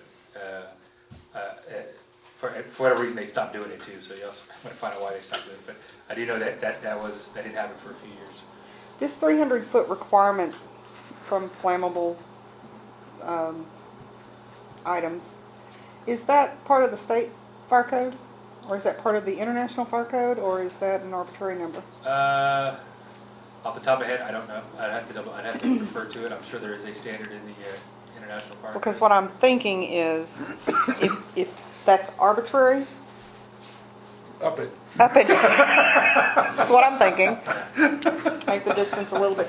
I mean, I think that everyone Mile is and a kind half of in when you get there, you agreement that they don't want it there. They don't want it Hold there. on, again, just let me caution also. I know, is if we we restrict. can't pass any rule that targets one. No, I understand that. And so- But it's not just that. But- My other concern is just down the street from there is a daycare facility for Handicap. disabled Right. children. And if there were an incident, Sure. the evacuation becomes a concern. Absolutely. Again, there's always a reasonableness test. If a mile and a half would probably be found unreasonable. But if the council truly feels that a higher amount is warranted as a general rule for any, Right. you can, that number is set in stone. And again, whatever number the council decides, just, again, I just ask for just one meeting so I can just do some research and see if I can find that I think applicable 1,000 elsewhere. feet would be a lot more reasonable. Yeah.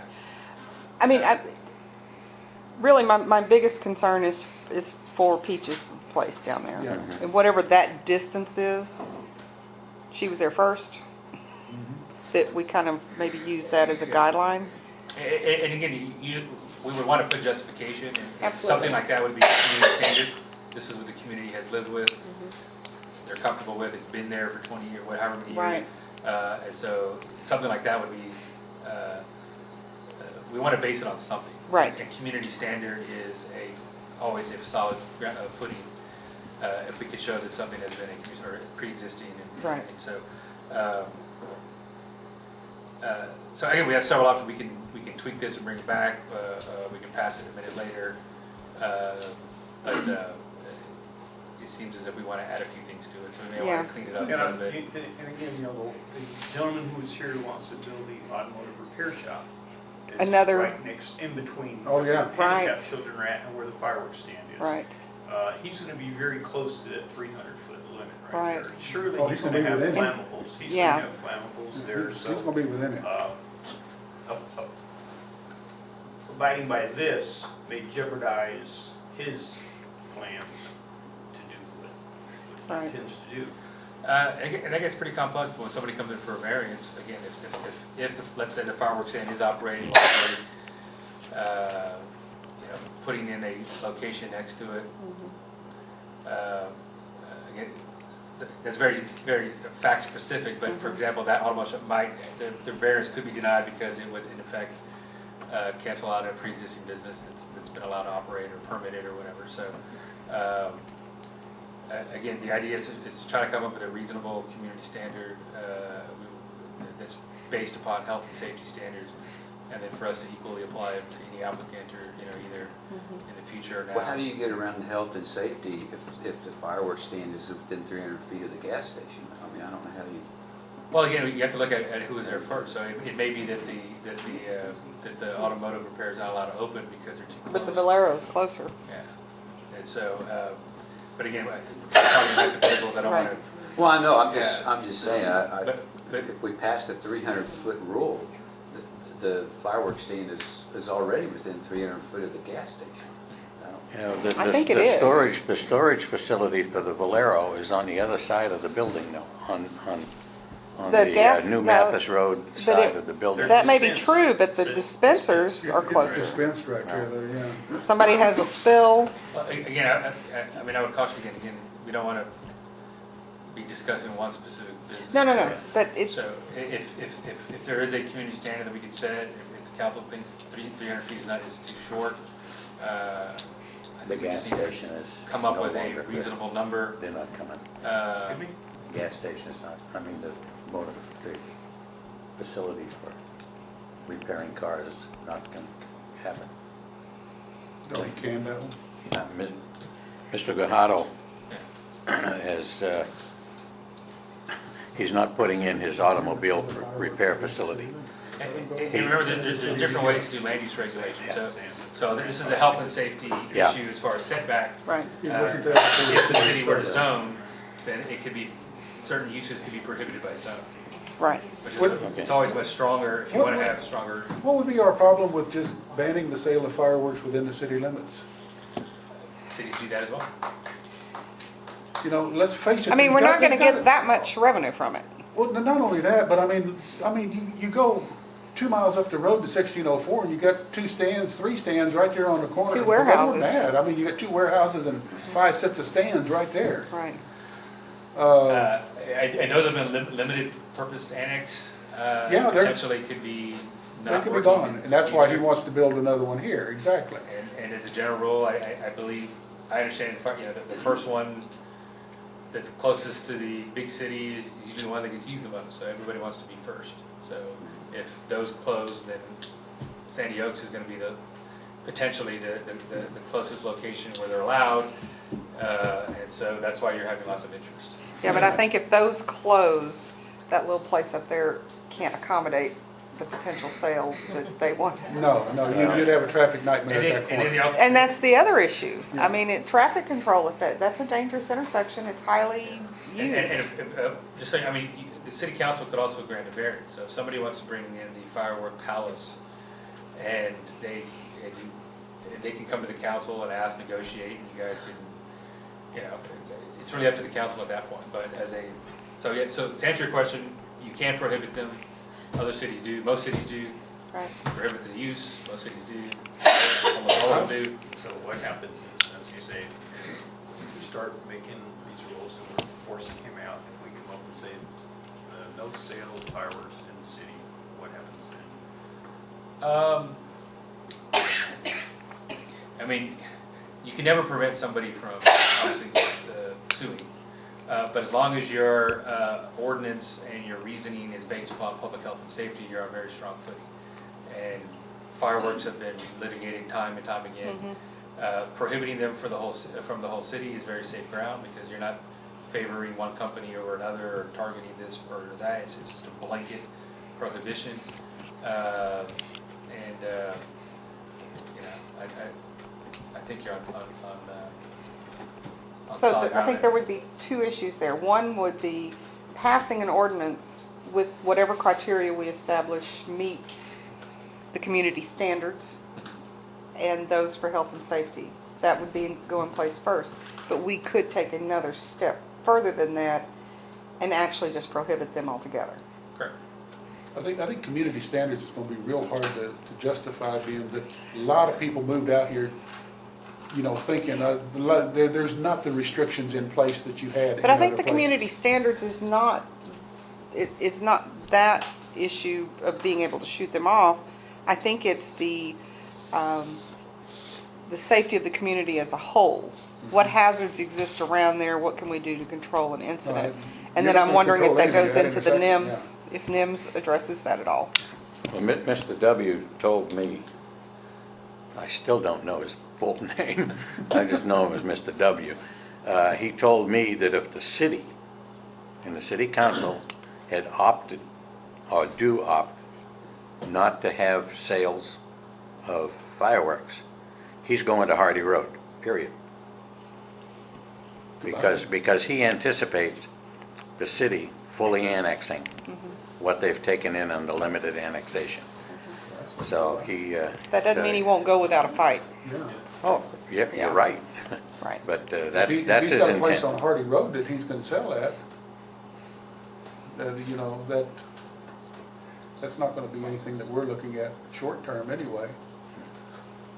Well, if the city of San Antonio holds true to what they promised, they're going to allow us to annex to the south.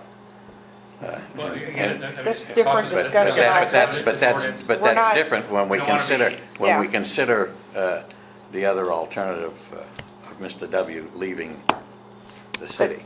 the issue is if the city determines today, and the wording could be such, I think we did it in another ordinance, current boundaries in any future, I mean, we could word, Right, yeah, any ordinance that's in effect for the city, if you were to annex, an area, Applies.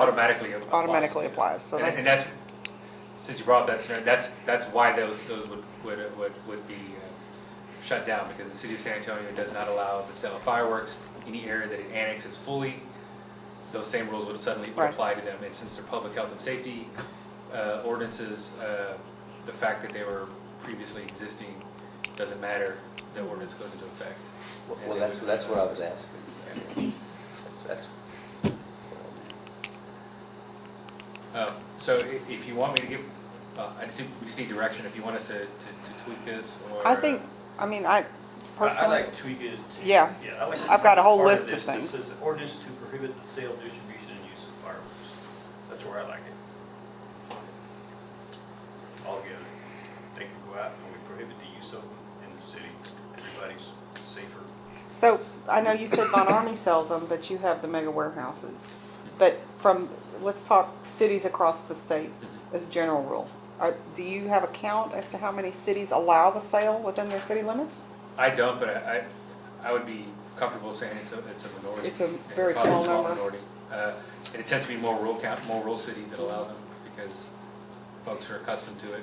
Once you have density, and again, the residents here are much more dense than in Von Army, you do have issues of, I mean, a bottle rocket's gonna go where it's gonna go, so if it lands But on we're your farm, talking it's difference one thing. between sale and use. Sales and use are two separate issues. They are.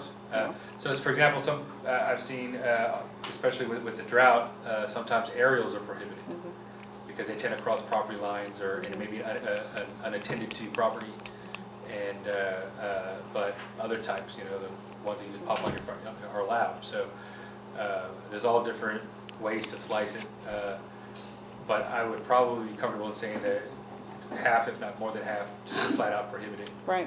And those that do tend to be more rural and less dense than those that prohibit. So should the ordinance be that we don't allow the sale, or should the ordinance be, these are the guidelines? That's a political decision for the council. But I mean, That's what I would- it can be either or It can be it either. can be and. I don't mind the use of Uh, it, like, I mean, if you want to do a full prohibition, then the ordinance becomes one page. It's very short. You just, fireworks are prohibited. If you want to allow them, then you have to just, for an example, this is the structure of give some parameters for them. So if you want to allow, for example, the only restriction we have here is when the county bans them, the city follows along. Right. But the city could do its own additional rules. So if you don't want to have aerial fireworks, prohibit aerial fireworks. If you without honestly being an expert on the entire line of fireworks, Right. what I've typically seen, and those are the two distinctions: aerial fireworks and non-aerial fireworks. And aerials tend to be banned much more frequently than the others, mainly because of.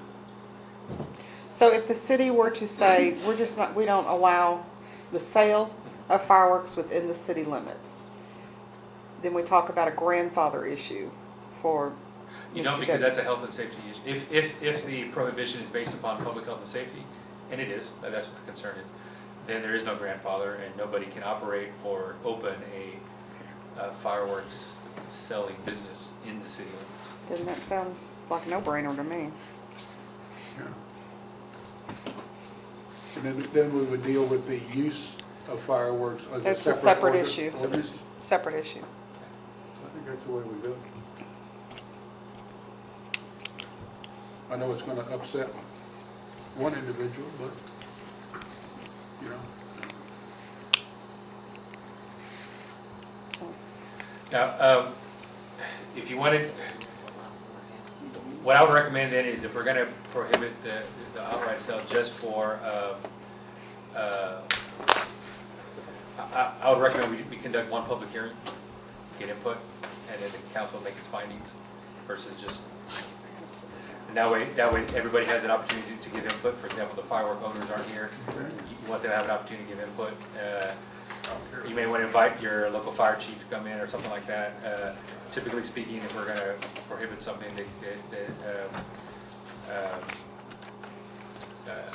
where there's existing business, I would recommend that just to have all of our ducks in a row. We can at least conduct one public hearing, and then the final decision can be made subsequent to that. And we have to redraft a proposal anyway. So, Right. okay. So you recommend a public hearing Yeah, on this item? yeah, on that, on a prohibition. Okay. On Can that be, sale. well, can that On the be a sale. On the part, sale. yeah, on the sale? Okay. Sorry.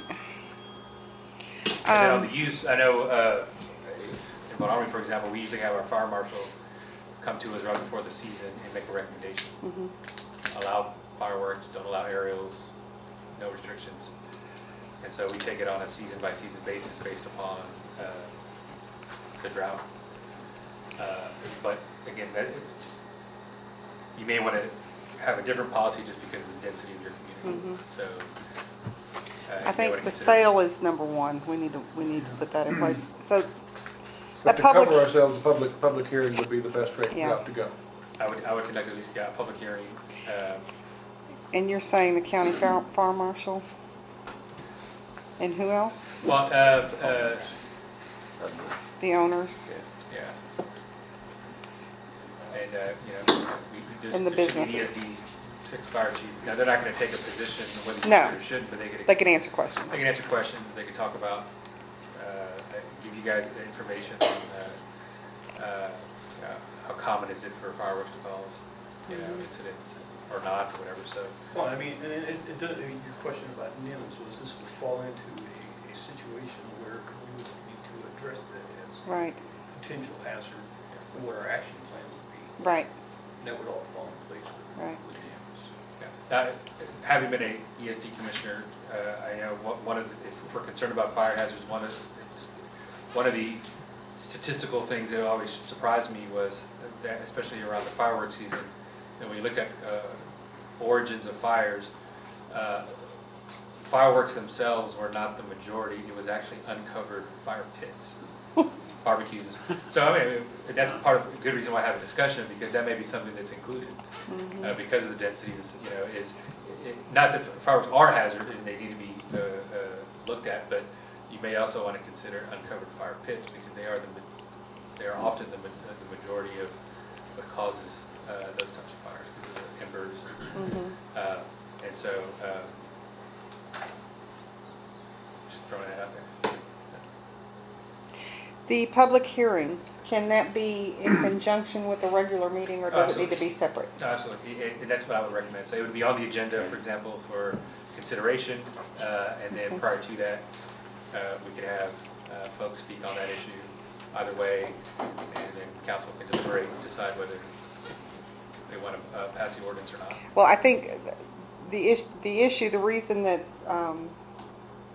the reason's here is because it's unfinished business, but it's kind of becoming top of mind again because the season's fast approaching. So I think it's something we definitely need to put on our next agenda. We'll be here real quick. Yeah. And or if, I hate to pile an agenda, but if we have a May 28th animal control, I mean, March? March 28th, a public hearing and deliberation. We could on include 30 it with minutes, that. 45 minutes, an hour, or something like that. To the meeting. Yeah, because we have a meeting next week, or Oh, we that's will. right. Okay. Yeah, Thursday. Next Thursday, yeah. Okay. But, okay, the public hearing doesn't have to be a specific single item, we can double them up. Right, a public hearing can be on your normal agenda.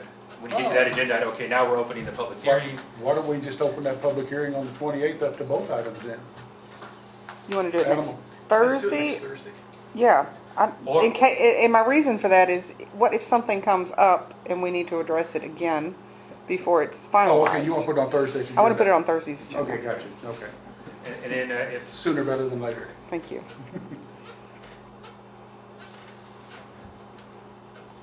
you may want to There's post it on spoken. Saturday's agenda as well, just in case there's a reason to let's say on Thursday an issue arises, we want to redraft.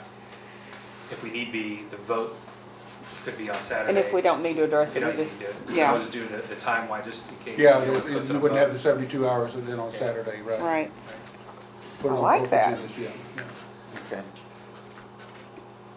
So let me get, I just want to be prepared for the meeting. I'll put together a proposed ordinance that bans the sale and allows the use. Do we want to still have the provision that we follow the Bear Counties? Yes.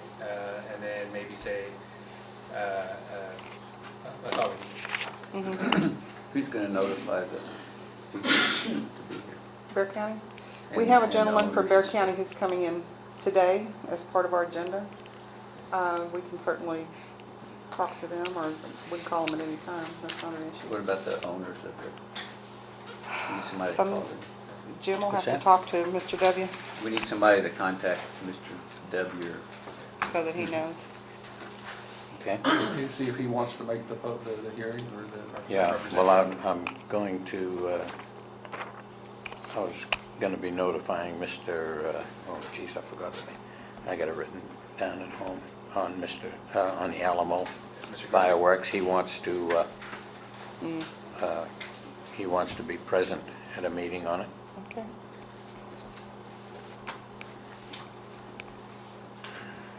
Yeah, whatever we do, we should do whatever pretty much the public is wanting us to do. True. I have a feeling we're doing that. But we'll know for Yeah. sure.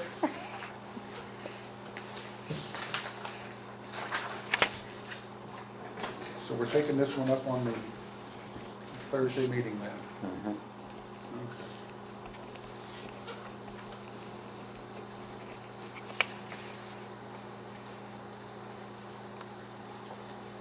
So we need to make a motion of no action for 5E, is that correct? Yeah, we don't need to take it. We don't need to, we But just, the clerk will just note no action was taken. okay.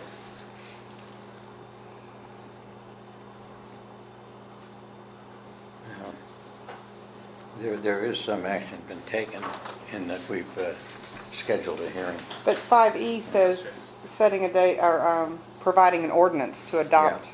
We're No, not we're not doing providing that. We didn't, not We're not on doing the that. ordinance, there's no action. Right. But the mayor can just put it on the agenda, or two council members can request. Okay. I've already got the feeling it's going to be there. Does it need to be drafted, or are you putting it on there? He's putting it on there. I'm going to put it on. Okay. You're going to put it on for both Thursday and Saturday, right? Just in case it doesn't get solved Thursday? Okay. Next. Okay, no action.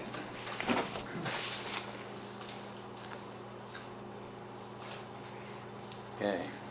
Item 6, approval of payment, and normally I don't have to put this on, but this is the first time we've had this presented to us for payment to Bear County elections. This is all deferred payment. La Prensa ads, deferred payment, and the attorney fees, deferred payment. We have, for La Prensa, we initially used their services for 4 ads, and the cost came up to $1,109.25. The Bear elections, we had 2 elections, excuse me, and they came up to a grand total of $8,139.27. One of them was $6,778.02, and the reason for the large differential there was we had 4 items on the ballot. We also had with that the problem where we're not holding our own election on a date and being the only people holding an election. is that in early voting, all 4 of those items were presented on every voting precinct in the county. Costs a little extra, but that's the way it is when you when you're on the schedule. They appear in early voting for every item that you present. Also, the other one was $1,261.25, $8,139.27. I have, Mr. Mayor, quick question. What was the second election? the second election was 1,000, Which What was it election? for? that was Sales the, tax. That was what? That was the sales tax one, wasn't it? No, Yeah. no, no. that was the November election, which was What sales was tax. the first election then? That was the, that's City council elections. wasn't city it? council, yes. That's paid for by the county. Right. Well, I got the bill, so I will hold that. I thought the only one we were responsible for was the November. Yeah, I will hold that, and I'm going to go to Jackie Callanan because I did ask her for that, and I think we discussed that. It was called by the, it was called by the, yeah, But that Nelson one Moore- was called by the county judge. yes. Where they were paying for And it. so I will hold that one. But right now, as we've been invoiced, that was over $8,000. And I have received, I will not report on anything that has not been invoiced, okay? Anything that has not been invoiced will be brought up at a later date, or we'll just pay it as it comes due. And we'll be reporting that those bills have been paid, okay? Just The- for clarification, I'm sorry, I keep interrupting. So for clarification, the November election was the 6,000 or the 1,000? The 1,000. 1,000. Okay. Okay. What was that, I'm sorry, what was that number again for November? The November election? Yeah, the November election was for $1,261.25. Okay, thank you. Sounds about right. I have 3 invoices from the Martinez Nevada law firm starting in August and going through September 11th. The first invoice was for $2,287.50. The second one was for $2,212.50. And the third one was for $2,462.50. And understanding that the rest, because it's all deferred, has not been invoiced to the city, and we will cover that as they come in. And I find that at this time, or at the time I done the time I did the agenda, I found it convenient that we didn't use up all of our bank account. To do that, we needed to have a little bit of extra. So those are the items that we have incurred debt on. And the only one, if indeed the one to the county stands up, will have gone about halfway through our, a little bit more than halfway through our total bank account assets. So, A question on Mr. Martinez's, as you said, from August to September 11, that's all 3 of those, just to cover that period of time, or does that take us up through? yes, this, I believe that's 3 months.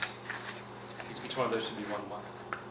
Oh, okay, so you got what, August, September, and October there, or what do you have? I have September 13th is the final one. Well, our first one- meeting was October 16th. I'm trying to figure out, because I just attributed those figures that he gave me I thought our to first meeting was in August. August 16th, yeah, August, Yeah. okay. to each meeting, which is roughly 15 hours per meeting, which I don't know. But I haven't seen Yeah, the let me look details, at so them. I don't know. Out of my staff, if I can look at them, usually it's 1 per month. Well, we had 2 in August. We had 2 meetings in August and 1 in September. I'm just, my interest is just, what does that take us up to? What date does it take us up to? Takes And what us do up we, to- what dates do we still have owing? We got October, November, December, January, and February. That's through September 13th. So it's from August to September? Yeah, it does, I know when we did a review, there was a lot of top-heavy. Through probably the first of the month, it was roughly 15,000. Was our the total outstanding. So I know the first few were pretty intensive, having to prepare all the original stuff, Right. but then it kind of thins out as we go. I anticipate regardless of the outcomes, I anticipate the amount going down. Yeah.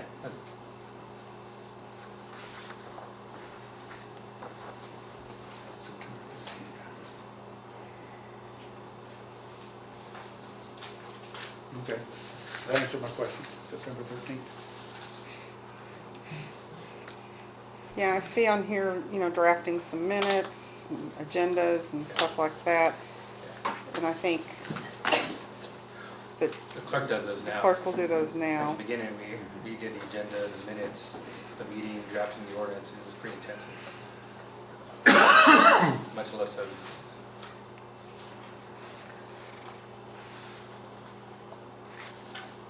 Now, on this one that you have for the Bear County elections, are you purporting that you want to pay the 1,000, or are you just going to hold off on paying the entire bill until you get a clarification? I'm going to hold off on the entire bill. Entire amount, Did she okay. submit county. 2 invoices or just 1? No, there's 3. No. No, we're talking elections. The election election. committee. 2 invoices or 1? There was 2.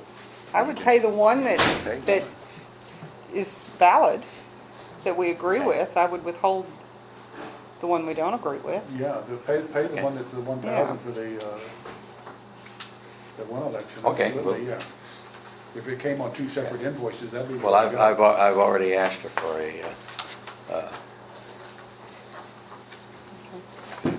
to readdress that to me. Because I had the same question. Right. So if there be any, I will, Well, do we even need a motion to pay the bills? No. Or is it- No. we're No. just- we're Should be gonna just pay it? informational, right? this information. That's just an We just need to obligation make that we sure have to take care of. Yes. For the next election coming. Okay.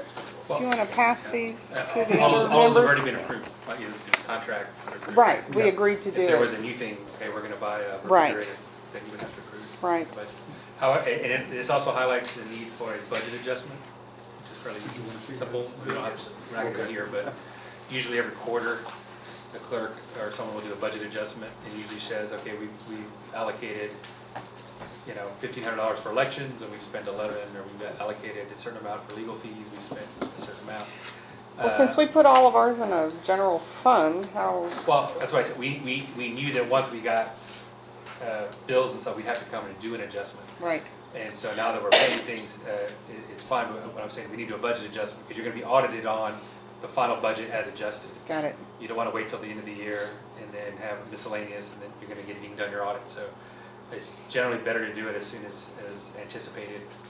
So it didn't have to be next Thursday, but maybe in the next 1 or 2 or 3 meetings, we can go in and do a budget adjustment, and then maybe put some more categories of expected expenses. What, is it possible to put on each agenda what the expenses were that month and what the balance is? Oh, sure. You know, the- Sure, certainly. Sure. And that's usually, that's a standard, usually That's the standard. standing order, the city clerk will budget every Yeah. day. Right. So you'll have a bank account, all expenses, all receivable.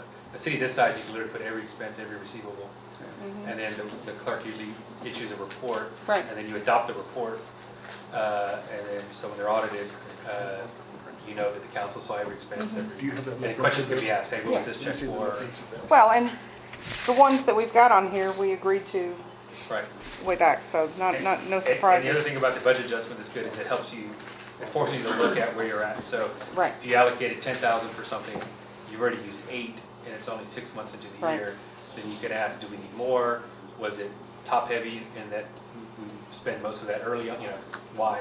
So that you don't want to get to a point where you run out of money on an Right. issue. So doing it every quarter lets you Okay. kind of get a snapshot of where we're at through the annual budget. Now, I understand that we also, you mentioned audit, so along those lines, I'm assuming we need to maybe engage an auditor at some point? It would probably be next budget because you have to finish the fiscal year before you're audited. Okay, So in the next budget, we'll appropriate for an auditor and start looking for someone. got it. Okay, And I know in at least 2 cities I know, they didn't do an audit until the 3rd year because the first year you could literally, instead of auditing, which they do random snapshot, you can show the public, we had 15 transactions. right, And we might be in that category where we Right. have under 20 transactions. And so sometimes they wait till, and do like the first 2 years as one audit. But that'll be a decision that we can make later on. okay. So there's really no action on this number 6? Well, the number 6, yeah, he's gonna, they're gonna make the Are we three of those make, we have payments, to make an right? improvement? We have to approve that to happen? You can, if you, I would do a motion to approve the payment of the bills with the exception of the first election. So we have an official vote that we can take back to the county and say, we don't believe this is owed, Make a motion. and we can clarify that with the county. But the election code is clear that the entity calling the election pays for it. Right. And we've done this Yeah. in several cities. It's always the county that pays for the corporation Well, I know we election. talked about it And the first- previously. Yes, that was, The auditors always like to sneak in a bill once in a while. And just for the record, Why not? I paid. for the record, for item number 6, the word is not differed, D-I-F-F-E-R-E-D, it's D-E-F-E-R-R-E-D, for deferral Thank you. of payment. Just only because it was brought up, and we'll make a correction on the agenda.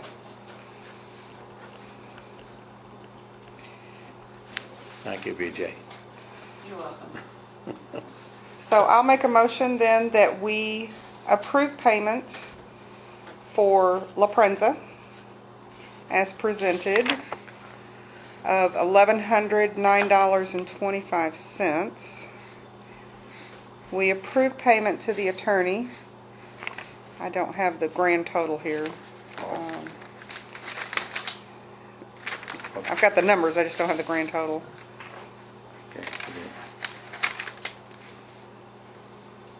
I had it written down here. It was, They're on the bill. Well, okay, I can add them up. 6,900 and 6,900 what? 62. 62. 50 cents. And 50. 57. 57, no, 50. And then also the payment to Bear County Elections in the amount of $1,261.25.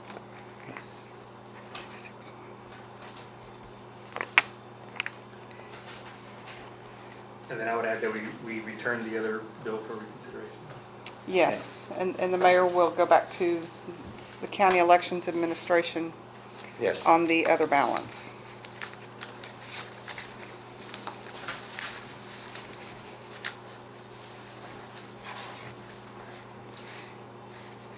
I'll try to get a printout of all this stuff. I'll second the motion to pay those bills. Okay. Okay, Ms. Ball.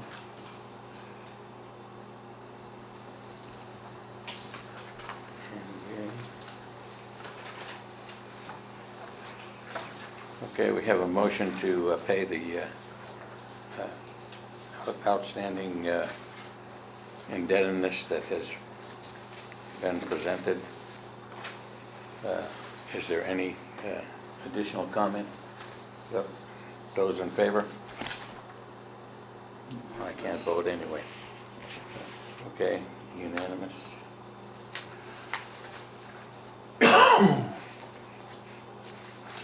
Okay. I just noticed I had an item that wasn't numbered. Number 7. Starts on the bottom of the page there. Yep, It's there, just didn't get the number. didn't get the number, yeah. February 12th meeting it's on item 8. Discuss requiring a city permit for merchandise and food sales on any property within the city limits that is not an established business. Approve a master fee fine schedule presented by Alderman Tremblay and Ball. Mr. Mayor, if I may, we have a proposed ordinance here. It's entitled Vendor, Peddler, and Solicitor Regulations for the city. Basically, this is for, as you described, non-permanent or non-permanent businesses. This would be everything from the ice cream truck to somebody who wants to put up a stand on the side of the road and sell homemade furniture or anything like that. Like all of these today, there are health and safety issues, so we have a statement of purpose, which is required for health and safety ordinance, and we reference our authority in the health and safety code. We define certain things such as what is a peddler, solicitor, and vendor, motor vehicles, what is a stand, what is a special event, door-to-door selling, merchandise, services, and temporary, so we have standard definitions. In Part C, we require a license for those things. So if someone knocks on your door and tries to sell you a vacuum cleaner, you can ask if you get a vendor, peddler, or solicitor permit from the city clerk. There's an application that's required. We give what's required. They have to have the name of the business, their address, so forth, the description of the quality of the food, beverage, goods, or merchandise to be sold, the specific location where they're going to sell. If the vendor is employed or an agent of another party, they have to disclose that. If they're going to use a motor vehicle as a vending business, like a taco truck or something like that, they have to present the registration number, the license, the current proof of liability insurance. You have a copy of the current sales tax number, again, has to be on file with the clerk so we know they're collecting sales tax. And a list of past permits that they've been issued over the last 5 years, so we know it's the same person getting permits. And if they're parking on someone's property, like a taco shack, for example, truck, they have to have written consent of the property owner, so we know they're not just parking on someone's land without permission. If the vendor or peddler is selling food or beverages, then they also need a health permit, just like any other food establishment, so they would have to provide that as well. But we already adopted an ordinance requiring health permits, so they would essentially have to have 2 permits, one for health, one for being a mobile vendor. There are fees associated with it. They have to pay the fee to get the license. Again, the license is not transferable, so one company couldn't get a license and then sell it or transfer it to another. If they were to sell their business, the new owner would have to come in and get their own license as well.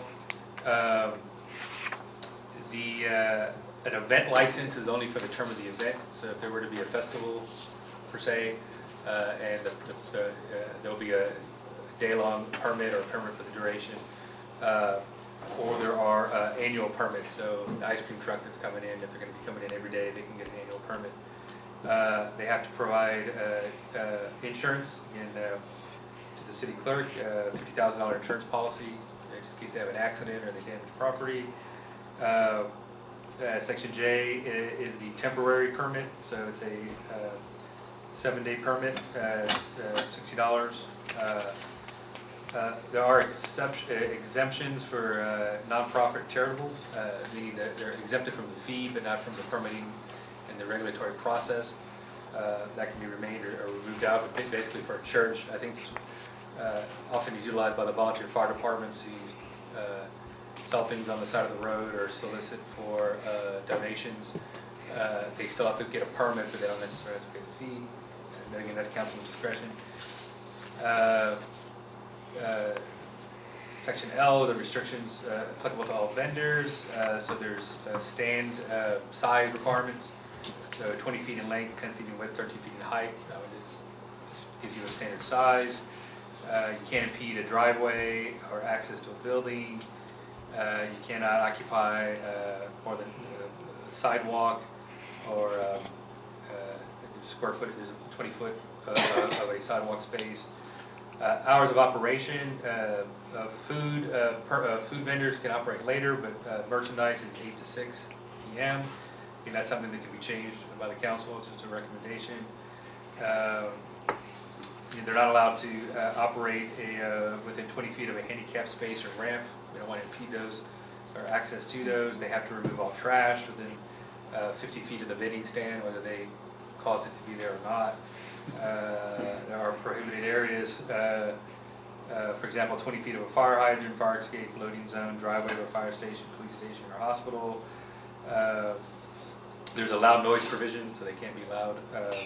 They can't use a sound amplifier or PA system or that type of scenario. So the ice cream truck can come around, but they can't blare the music. That guy's killing me. Because they're mobile and temporary vendors, they have to report monthly sales tax reports to the city clerk. And then there's subsection A, there's specific requirements for motor vehicles used to sell, so they can't stop, stand, or park within 20 feet of an intersection or any other prohibited area.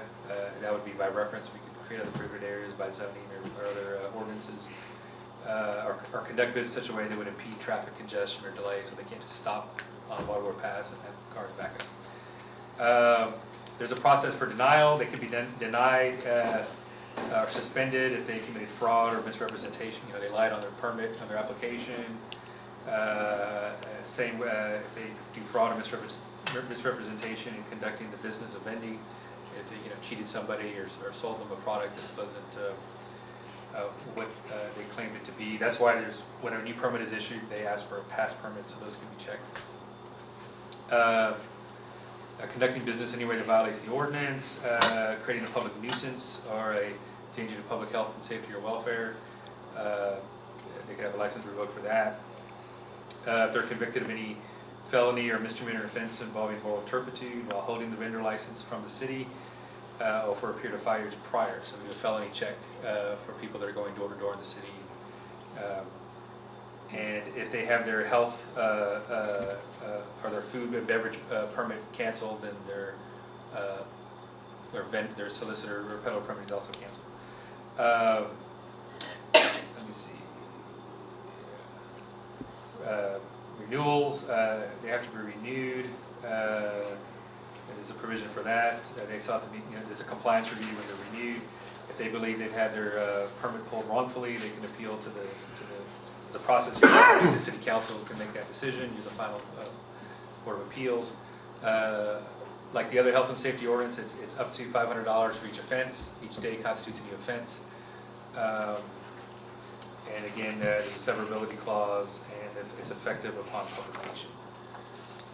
So that's kind of a little broad overview. This does not cover garage sales or that kind of stuff, right? It does not. Okay. Some cities will. They do those separately normally. Yeah, and it's usually when somebody has a business that's kind of blurs the line between, is this a routine business because they're open every weekend, or is it a garage sale? So some people will put a really high number, like you get 24 garage sales a year. After that, you have to get a business permit. That's not in this ordinance, but that's usually how that's addressed if someone is kind of flirting between the garage sale person and I have a permanent business. I know you don't take things from the floor, but can I raise a question before you come back? You specifically mentioned, The decision of the mayor. you specifically mentioned the clause about the exemption from the fee for nonprofits like the fire department, but that they would still require a permit. So where does that leave others, for example, the high school band kids selling stuff for their trip, or Girl Scout cookies, or those kinds of nonprofits? Where do they fall in that, and does that ordinance need to specifically address that in some way?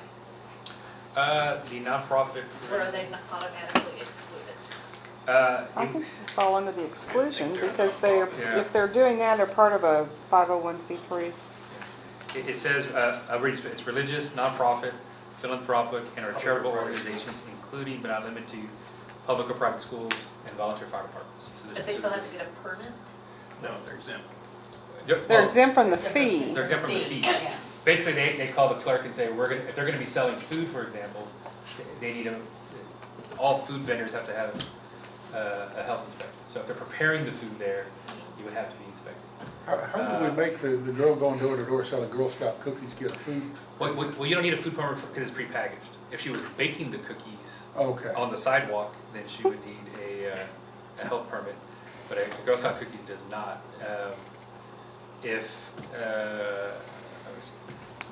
For example, they would be given a list of the regulations, so you can't be, for example, within 20 feet of a handicap spot or a sidewalk. So I'm sure we want the Girl Scouts going door to door. We also want to make sure they understand the rules and they're not violating so that's why they would still be issued a permit, and if they were in violation, they got on their megaphone and buy Girl Scout cookies, and then they could have their license revoked.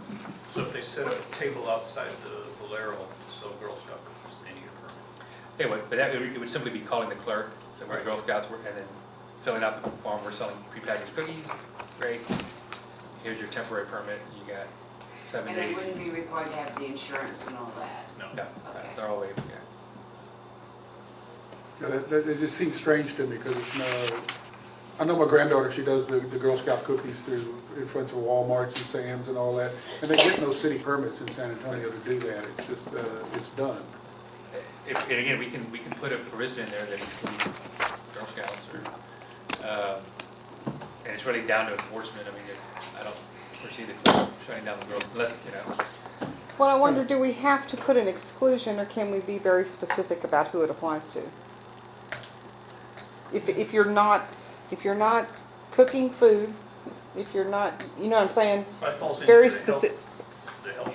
Well, yes, but rather than trying to figure out who's excluded from it, if we were very definitive on who it's addressed to. My goodness. But then you might have to list every door that you, Well, we're talking about by name. food trucks.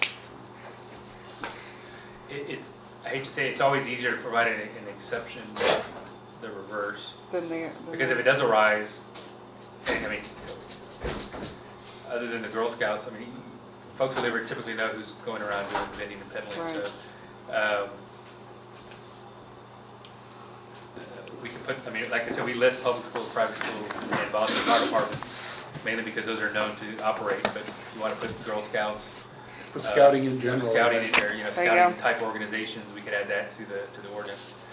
And then if something else arises, it could always be amended fairly easily if it's going to be a recurring issue. But mainly you want to have a broad stroke because you never know who's going to show up and something that's unanticipated that may be a nuisance, and you want to make sure that they have a license. Okay. And it may be that San Antonio probably has I'm assuming they may have a statutory, just an ordinance exemption for Girl Scout. Because it occurs so frequently that it probably has been addressed. Like I say, I don't even know if they require it because they've never done it.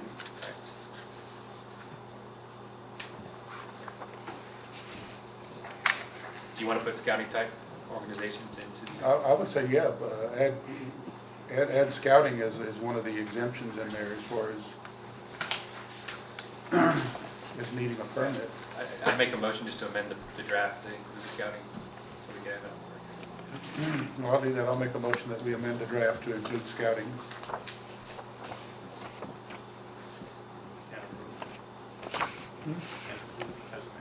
And approve it as amended, yes.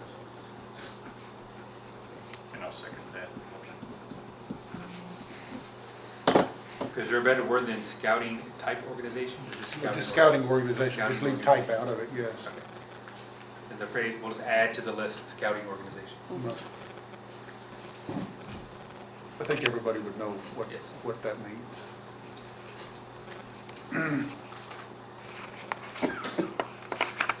Well, then we probably need to also include, I know you said private and public schools, but I know from experience that athletic and band programs within the schools usually are supported by a booster organization, although they are part of the school. Right. So we might want to include something along the lines, including booster organizations associated with. Well, they would probably fall, because it says religious, comma, nonprofit, comma, philanthropic, and or charitable. They're So They're nonprofit. they would be nonprofit, Okay. philanthropic Okay. organizations.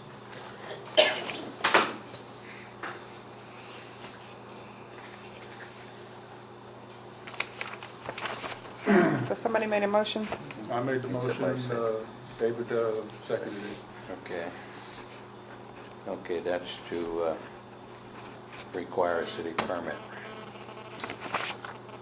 Well, in adopting this ordinance. Yeah, and the master fee and fine schedule. I would say we Those break are those up separate, into Break yeah. them up? Yeah. Okay.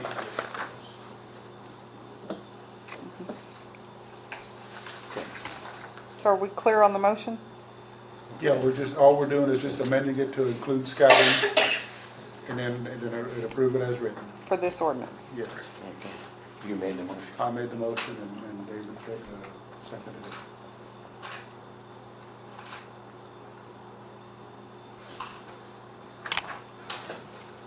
Okay.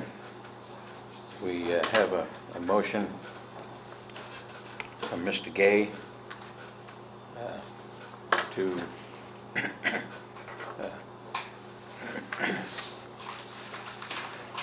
requiring a city permit for merchandising and food sales on property within the city. Jeez. Within the city limits, as stated here in the, That is not established There's business. no- okay, amending the draft to include scouting organizations. Okay. Is there any other discussion on this item? If not, those in favor? Unanimous? Mr. Mayor, we have two ordinances that are fairly similar. We have a master fee schedule and a master fine schedule.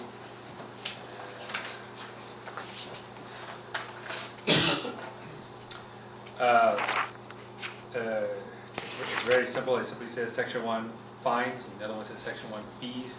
And anytime we adopt an ordinance that has a fee or a fine, it will be placed in the master fee or fine schedule by reference. So we have a central location, and so residents can look on our website and kind of see what all the different permit fees and fines are. Section 2 repeals any conflicting ordinances, and that's really it. So all the fees and fines that we have previously approved today will be placed in the master fee or fine schedule, and the clerk will put a date on it and post it on the website. And again, it's mainly just for convenience, but just so we know that the master fee or fine schedule supersedes anything that may be in an ordinance, and each ordinance will attest to that. So we may start off with a fee, for example, of $100. If down the road it gets more costly to handle that, it goes to $150. It gets put in the master fee schedule and not amended in the original. Not amended. It's not amended. You don't have to amend the original ordinance. Okay. And so the public knows then that fees and such that are in the original ordinances were there because we didn't have this yet, and then now everything, this would be the document that governs. And it does require to keep up with it. You don't want to get lost in the weeds and miss something. So anytime we pass an ordinance, we should, the clerk and we need to make sure that we check for, was a fee or fine created? And if so, it needs to be placed in On the schedule. master fee or fine Mhm. ordinance. And so we need to, keep up with that. But it's easier to do it internally than for the residents to have to read every ordinance the city's ever passed to Right. see if there's a fee or fine associated with it.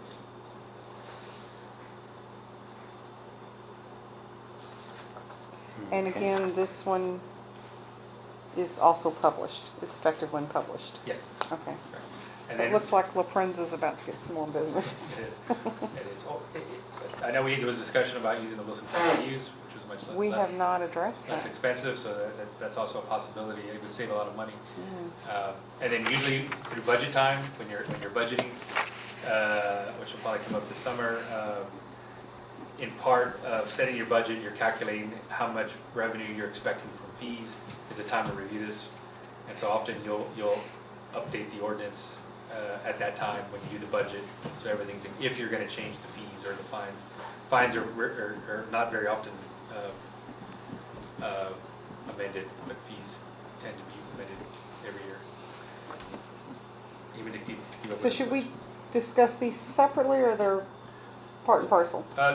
We can, I would divide the question and vote on them separately, but they're Okay. essentially the same thing, just one for fees and one for fines. So since we talked about the fines first, probably we should.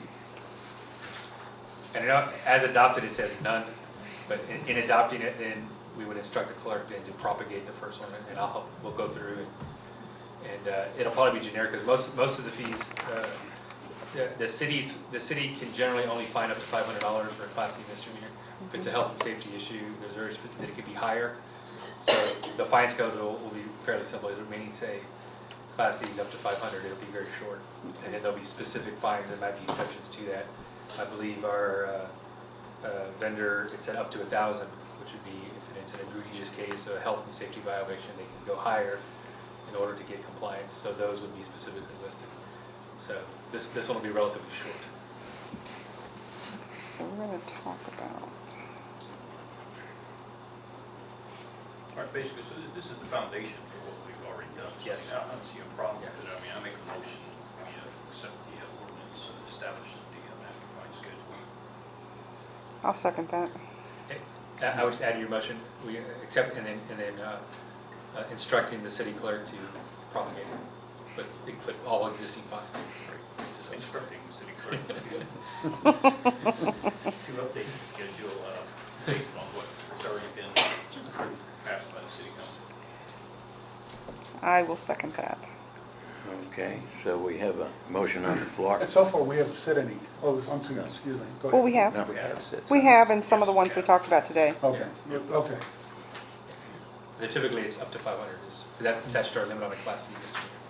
And this pertains only to the city, not anything the county or the state would Just the impose? city, Just the correct. city, okay. So Okay. you know that if you get caught running a stop sign, your fine can be up to $500. Okay, we have a motion on the floor from Mr. Tremblay, seconded by Ms. Ball, to accept the master fee fine schedule. And Just the fine, right, just the fine schedule, right? No, just we splitting them? Yes. We need Yeah. to do this Okay. two separate ordinances. Yeah. two separate ones. So we could take them, So we're talking about fines. okay, to accept the fine schedule.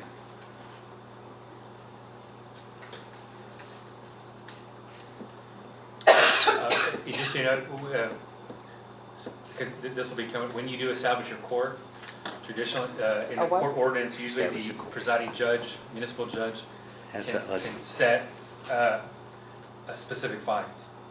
And that can be through the instruction of the council, or that can be delegated to him. So for example, if you look at most of our criminal ordinances, and there are very few, it'll say up to 500, because 500 is the statutory limit. But usually, if you get caught running, I use that example, going through a stop sign, your fine isn't 500, it's usually set at something smaller. And that's usually the presiding judge usually sets them at a certain, on a regular basis. So, I don't know, Bear County, it might be $285. And so just giving you a heads up that once we get a court, there may be a little bit more granularity here once we have a court established, and they want to set specific fines for specific, you don't want to give everybody $500 fine for everything. And so you don't want to have, well, why did he get fined $300 and I got fined $250 or whatever? So the court, once it's established, may have a fixed fine schedule for very common offenses, and that'll be in here as well. But for now, we're just setting it up. I just want to give people an expectation of how it moves forward. Okay, getting back to this, we have a motion from Mr. Tremblay, seconded by Ms. Ball, to accept the master fine schedule as presented. We get that all down? And And to instruct the city clerk to And propagate with existing. instruct the city clerk to propagate this. Okay. Is there any other discussion? If not, all those in favor? Unanimous? Okay, we still have a master fee schedule. Very similar, all the fees that have been issued by the city will be propagated. I added a few that come out of the the Public Information Act. So it's, I don't have it in front of me, I think it was 6 cents a copy. For One's No, that's not. 30 cents a It says copy. 30 cents a copy, that's right, 30 cents a copy. That's for the cost and labor. Got it. And, you know, again, a policy could be said, it could be waived up to up to $3 if somebody wants one copy, whatever council wants to do. Notary fees are set by statute, which are $6 per notarization. If it's official city business, obviously we don't charge, but if a member of the public wants a notary or a notary is required, the city can charge that. And I think there's one more in there. Fax fees. I think the one that concerns me on that is there's not, it's just a flat rate regardless of how many pages you're faxing. So if you're faxing a lot of Okay. pages, it could add up. Right. We're free to adjust it. There's a difference between outgoing and incoming. Right. Do we have a fax machine? No. Does anybody still fax? Some- Actually, yes. Believe it or I not. recommend an e-fax, you receive it as a PDF, that way you Absolutely. don't have to print it. Absolutely. So, Is eFax still free? It's minimal, $8 a month or something like that? yeah, It's cheap. It's, yeah, $8 a month, something like that. So, we could strike that and just say we don't offer fax services, but, that's, Makes sense until we get one. Or we raise the fees since we have to go find one. that's right. The first fax required is $100. You have to buy a fax. Right. And those are helpful because if we get a records request, for example, that requires 1,000 pages, we have Right. a fixed amount that we can already Right. refer to. And then you can also offer people an option. If they wanted a print, you could say it's $1,000, here's our print fees, or You want if they're email? already PDFs, and we do most of our stuff online, they can choose to receive it that way. There's no Email. fee associated with that. As far as print fee. And again, thumb drives, Okay. most excellent. Yes. What's the cost on it? This one is an 8, this is an 8 gig and I paid like $5.99 for it. Oh, okay. But if you put it on here, they have to have some way to retrieve it, so. But I mean, that could be an option. And you can also set a courtesy limit. You could say the first $1 is no charge, or the first $5, whatever, if you want. But anyway, in addition to, those are the only fees that we're adding in addition to what's already been put into place. Those are all mainly permitting fees And, that I can recall. ew, Well, how much does a fax? How much does it Staple. cost? I haven't done that in so long. How much for what? is a fax? I don't know. We have a fax machine at work, I have to go hunt it down. Yeah. I don't think we need to. Okay. If we don't have. Yeah, I'm not Tax worried. rises, the clerk will get creative. We'll figure out. Again, I think this is just a And this- foundation for. the Correct, rest of and this things is the same thing, where, just like the other one, where as the fees are applied or defined, they would be updated on the schedule. Right. Correct. Okay. So come budget time, we want to look at that and say, hey, Right. we didn't collect enough to cover overhead, or we're charging too much, we can lower it, all that kind of stuff. So once again, I'm motion we accept this ordinance. propagated, huh? propagate it, and, Mhm. Yeah, I'll second that.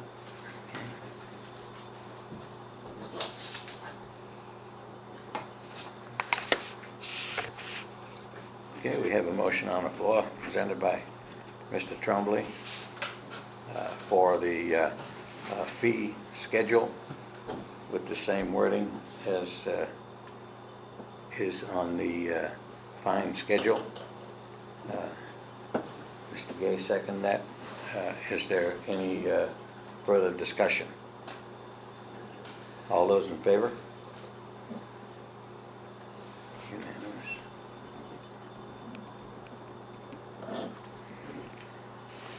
Okay, number 8 on the agenda, February 12th meeting, item number 12, discuss additional franchise fees available or collectible by the city and refer application process to the city attorney. Presented by Alderman Tremblay and Ball. Well, I will tell you that I still have not read this book.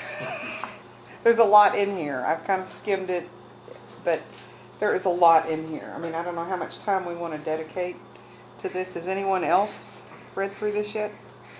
Well, what I can tell you where the low-lying fruit is one Saws. I did reach out to Saws, and they did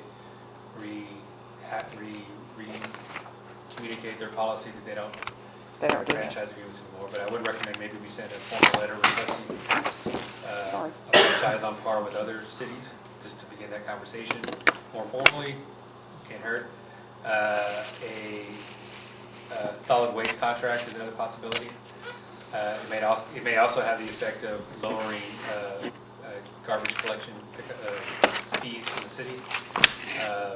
In my experience, every time the city's done that, they've been able to lower the cost to the residents, and then a franchise fee being placed upon that.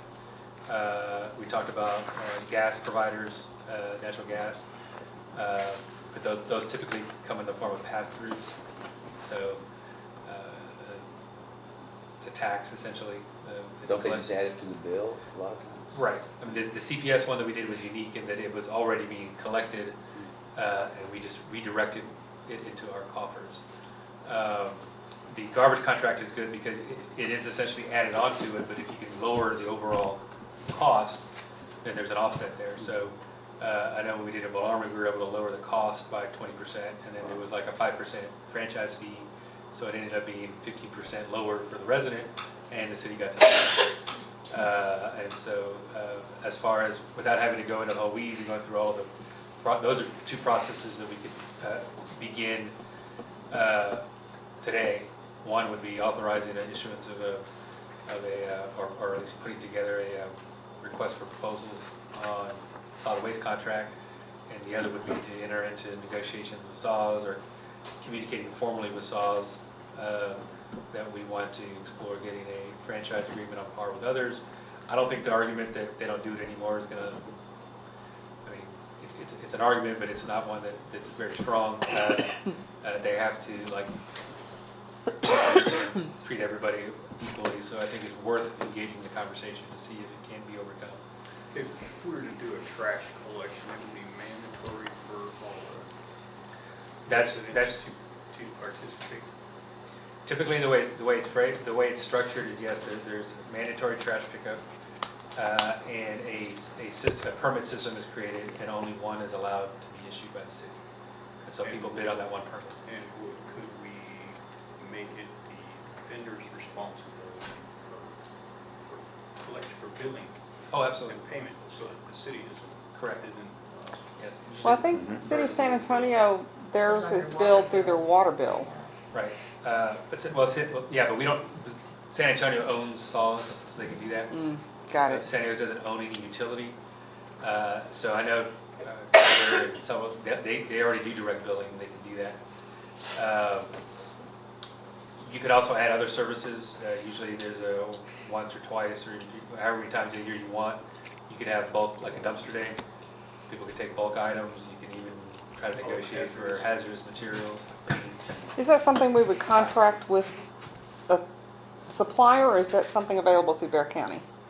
The hazard, No, the bulk. no, that's with your solid waste provider. So the people that pick up your trash can every day, they would also have the capacity to do that. No, I understand that, but I meant if we didn't have a citywide trash Oh, I see. collection I see. and we wanted to have a bulk collection, is that something that the county provides? No, you would No. have to contract with a private, So there would be a fee associated with that. yeah. I think that's something that we could bring up with the county. Because I think it was mentioned. I Wow. remember that as well. Mentioned, yeah. Yes. Why don't, The private, yeah, we just. you do it outside. Yeah. It was done here for a number of years, and it was paid for by the county until the county ran out of money. But we did it twice a year. A brush pickup is another one that could be, in other words, getting a contract for, your solid waste contract is gonna be very sought after, mainly because of your density and the number of people you have. Obviously, for solid waste providers, especially in the rural area, normally they have to go very far to get to each can.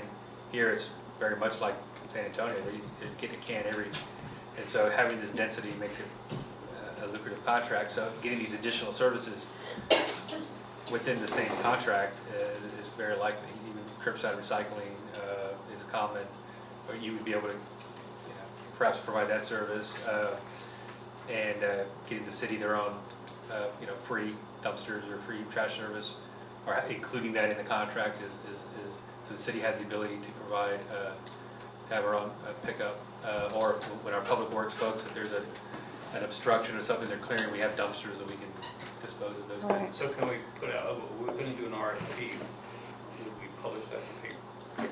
Would we just mail out? You could post it on the website, you could put it in the paper, but But you could also contact, There's only, what, Them about direct- 5 companies that we would I deal think it's with? River There's a- City and Tiger and Republic, but I don't know who all just yeah, services Texas out here. Trash. You could post it on the TML, they have a website, that's what everyone's So looking at. why don't we go ahead and do that and see what kind of costs we're talking about Yeah. before we even pitch it to the public? I mean, look, first, I know I'd be concerned about the Good. cost.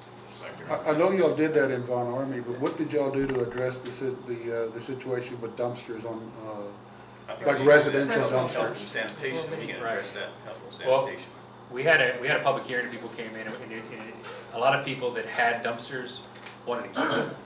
So our council decided to allow residents or residential properties to have dumpsters. And all the bidders were freaking out because apparently in the industry, there's no such thing as a residential dumpster. They're either, dumpsters are commercial and cans are residential. So we have a unique contract that creates the concept of a residential dumpster. And they were allowed to keep it. Now, it's up to the council to do. But traditionally speaking, and again, we're a different community, it's more rural and people are spread out more. But traditionally speaking, there'll be cans for residences and dumpsters for commercial. You'll notice in this community, there are a lot of dumpsters. There are. There's a lot of dumpsters that aren't where I think they should be. Yeah, because they don't want That's to right. enter their property. Yeah, They that want- track Right. too. So it could be a health and Well, safety issue. For example, so when you get a solid waste contract, you can put in there, they were all offered, so I'm sure they would, brand new cans, so you have uniform cans, they all have the same color, it looks a little bit nice, and they have a uniform collection or a pickup day. Right now, if you have multiple providers, every day of the week there might be a garbage truck, it's all on the same day, and they'll even do the recycling, usually on the next day. So everyone puts their trash out on the same day, they're all brand new cans, and then every time the contract renews, you can even require new cans, that type of thing. So at least the aesthetic level is a little bit better with it. You could authorize a request for proposals, or we could draft what that proposal What the is. proposal and maybe is. next Thursday, hear it, do the final approval, and have time to think, well, do we want dumpsters or not dumpsters? Do we want to have a dumpster day? Do we want to have brush, all of that? And then you can also bid it in with different options. So you could have just basic pickup with recycling, pickup with, so they can so you can have your options of what the cost is going to be. And I know we discussed this before, and you can even do it somewhat anecdotally, trying to find folks with different providers, find out what's currently being charged, so that you have a comparison that whatever you're approving might be less, or if it's the same, you're getting enhanced service for that cost. So it's a little bit of an engaged process, but it can be done, and you just kind of got to Isn't there step into a, it, I think. a different rate for a dumpster, one of them small dumpsters, as opposed to a trash can? And how do you equate that to somebody's bill where everybody's going to be charged? Well, but the deal is those small dumpsters, they require a special vehicle that comes out That's to, right. to take care of that. And I think what we're saying is that's not part of the city plan, right? That's I would policy set by the council. If the council wants to be traditional, then residential properties have cans, commercial Right. properties have dumpsters. But anyone could enter into an agreement for a small dumpster. It's outside of that contract. No. Yeah. No? Well, there's different ways to phrase it. So if you want to be able to enforce it, the contract, the ordinance creates a garbage collection permit, and it only creates one for the city. So there'll be one provider who has the right to pick up trash. If anyone else comes in and try to pick up trash, they're in violation of the ordinance. You can't separate it. You could create two permits, one for residential and then one for commercial, or one for rec cans and one for dumpsters. But typically, the companies are going to want both. So how can you prohibit dumpster if they want a dumpster in addition to? The ordinance actually, the ordinance can prohibit it. I mean, if you want to be flexible and allow people, then you can allow for a I resident. don't know how you'd enforce it. I mean, my neighbor's got a dumpster, you can't see his dumpster. Right. But he's got his home and he's got a couple of duplexes he built on 6 acres, so he's got like a little community on his property, so. The enforcement is against the collection company. So if you need a city marshal, you need someone who's going to be doing law It would enforcement. fall into code compliance. Right. It would So if actually you be- see non-permitted company driving into your town, Mhm. they can be stopped and given a citation because they're not allowed to collect in the Well, town. see, and here's the situation then. I think there are some, I'm just going to throw this out here. Tiger seems to be the predominant provider in our neighborhood. There are others. The dumpsters that I have seen have been Tiger. I've also seen River City Waste. So what happens to the person, let's say that Tiger gets the contract, now you have somebody in the community that says, I don't want to do that. I got River City, I'm happy, I'm keeping it. And you're saying that we can restrict River City from coming in? Sure. Yeah. In fact, you can require them to remove the dumpster. Just out of Yeah. curiosity, Well- where on the agenda is this? The additional fees? Franchise fees? Right. How does trash pickup relate to franchise fees? A trash collection contract I'm looking at all is the, a mechanism to get a franchise fee. yes. So it can be debated on whether or not we should even attempt that. So, which is why I recommend get a price survey, because in my experience, if people are going to get a better price, I mean, trash service generally is fungible, they don't really care as long as it's Right. good. So if they're getting a much better price, most people don't object. The only problems we had in Walt Army when we did it was Waste Management didn't want to come pick up their, or remove their dumpsters. And so we contracted with Tiger, so Tiger brought in a new dumpster, but they didn't want to come remove the old dumpsters, and there was 2 dumpsters, and that was an issue. And we actually had to call the CEO and say, well, you're going to get fined if you don't, and they came and they picked them up. So, which is why I recommend you have public hearings, let people know about it, and if it's and make sure that it's a win-win, then generally most people Right, welcome but, it. yeah, I mean, we can have cost up front, see what is the Yeah. cost based on what's going Right. on now. If it's a higher cost, And then we then make you're not gonna make want a to do it. decision, but it doesn't hurt to do the RFP. Right. But the cost should come down significantly because of the density. The volume, right. The volume that they're going to get, and so, generally speaking, it should be a notable benefit to the residents to have this. Does Fun Army have something like that? Yeah, we have a For, specifically for trash pickup?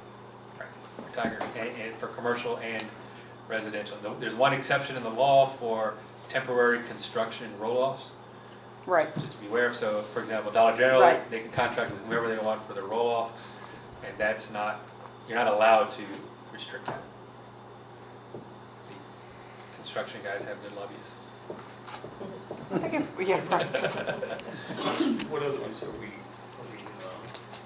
What other ones? Let me look at it, make that list. What about the satellite providers, TV? Telecommunications, right. Telecommunications. There is a sales tax, well, there's a telecommunications tax that by default is not authorized. So generally, the way to impose a telecommunication fee, I view them the same tax or fee, would be to repeal that exemption. And then cell phones and satellites and all that stuff have it. Is that typically something that's going to be passed through and going to increase people's bill? Yes. Well, see, that's not something we Yeah. want to look at. Yes. There's very Right. few that are not pass-throughs. The two big ones were the CPS, because of the unique way they're structured, and the trash pickup, because you can lower the payment, and the net effect would be lower. Less cost to the consumer, right? Right. okay. The net effect would be lower. But going after the gas company or SAWS or somebody like it, you're looking at passing through another charge. To the residents. I And don't it would like have, that. generally, the only ones where the fee is already there, kind of like CPS, and we redirect it, are municipally owned utilities. Because they'll have a municipal fee, and if there's no municipality, then they just get to collect it. So SAWS would be a potential, even though their policy now is not to enter into new ones, which is why I recommend going after that. And most everything else, though we'd have to look specifically at the, for example, the natural gas franchise fee. They typically have a standard franchise fee contract, because especially if they're operating they don't like having 1,500 different contracts. So those can be contacted, and we can ask them to send us their standard agreement, and we can either, if we think they're good, we can accept them, or we can try to negotiate and change and alter it and see if we can't get it without an additional charge. But that's generally how you start with the private utilities, is send us your standard fee. But the reason why we got that with CPS is because it's municipally owned, and they already had those fees structured in, and we were able to redirect them. So at this point, again, I think garbage pickup and SAWS would be your best bet, though we should still look at it. I think CenterPoint Energy would be good to look at, just to see if they already have it built into their system or not. And I would simply call their CFO, their management, and just say, please send us your standard franchise agreement. Okay. And then we can To just CenterPoint? Yeah. It doesn't include very many of our residents out here, but the two main streets basically have gas. And And if that's it's not a good, pass-through, then I say go Yeah, for it. well, Well, absolutely. and then you also want to look at, sometimes, I would also look at, for example, maybe Elmendorf, if they're also service, are they also service? I have no idea. Okay, well, they're the closest town. If they are, you may want to get a copy of theirs and just see if they're different. And then we can always try to negotiate and see if we can't. All I know is SAWS didn't get it out here because Intex, at the time, which is now CenterPoint, already had their lines running through here. So you talked about franchise fees for telecom, but I'm reading here about the right-of-way rental fees. That's essentially what a franchise fee is. Franchise fee is use of right-of-ways and It roadways. says it's similar to franchise fees. But it addresses And for the poles? city's authority over its right-of-way generally, and also establishes a formula for calculating right-of-way rental fees. You're saying that's different than? It depends. If the utility's in your right-of-way, like the telephone poles, yeah. Well, I was thinking more about at the front entrance up here, there's a lot that's over there for AT&T. AT&T, yes. It's a big size lot that's over there. It's where they're, They're switching, it's their main switches, switching yeah. gear for the community. Right. Most people, when you approach them for a franchise fee, they're like, great, we'll be happy to, because it's passive. It's- It doesn't affect them, it's Right. in and out. So, I mean, Well, I had ulterior motive, trying to leverage them to provide some better services at it's very home. rare that they're going to say, great, we'll pay this out of your, I mean, they Yeah. have the right to adjust the prices, so Right. you need to make sure that that's what but we can be approaching, and we can start that, and obviously we have to just really understand the agreement before we approve it. Right. But that's typically how they're usually very nice about it, they're great. Just tell us How much you want? Yeah, see if you're there, 1, 2, 3, 4, 5%, just let us know. Yeah. So that's a challenge. Well, and I apologize for not digging deeper into this, but I've had a lot of other things that Well, do we have had my to, time. at the next meeting then, can you put on the agenda that we just request proposals for the trash collection? Yeah, well, what we probably want to do is finalize what our proposal request is. Yeah. People want to, everyone has to bid towards the same thing. Yeah. So we can put together a suggested one, or if anybody's got ideas, so that they know exactly what they're bidding on, residential plus commercial. Do we want recycling or not? Do we want a dumpster day or not? Do we want hazmat pickup or not? So we need to make those kind of decisions, and then we can bid it out, or have people send in proposals. Obviously, if none of the proposals are good, the council can deny them all and say, well, none of these are good deals for us, and either redo it or wait or whatever. But and then in the meantime, we can also go get price points for what's currently being charged, so that y'all can make that. Is there like a basic agreement that we could start with? I mean, just, Proposal, you mean? yeah, proposal. Yeah, we can start with it's really those amenities. I mean, the core service is picking up trash one day a week from residents, and however often they need to for the commercials, and a fixed price for that. It really comes down to what other extras or goodies, if you will, do you want.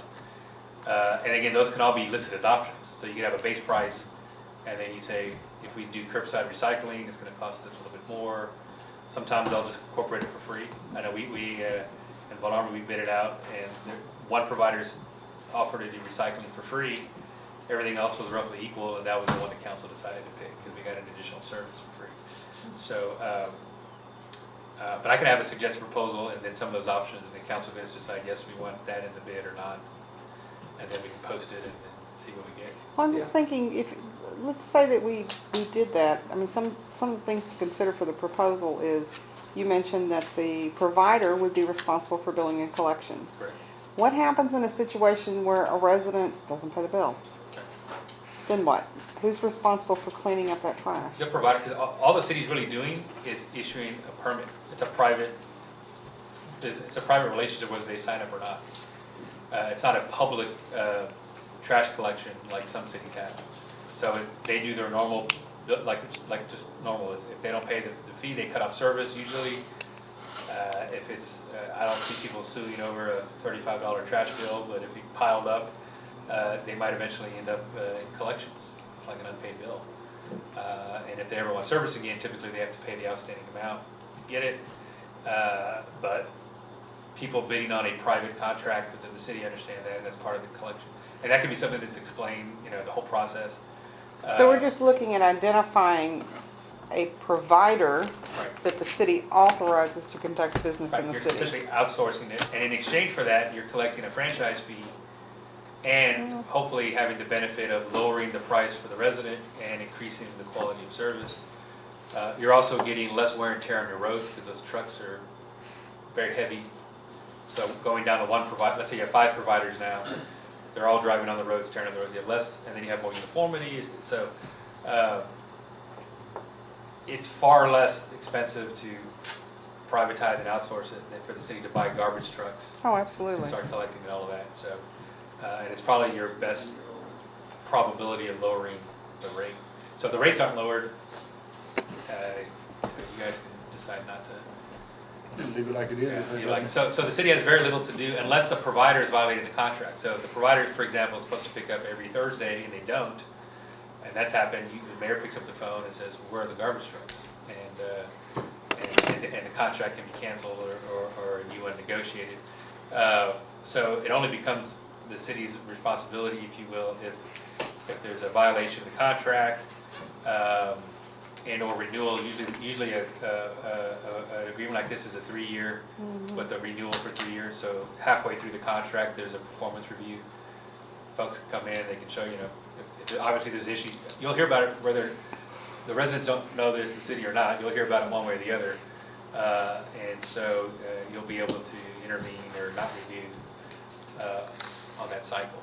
So from your position with Von Army, I know you have more commercial enterprises in your city than we do. Right. Do you get a breakdown between commercial and residential, or is it just here's your fee?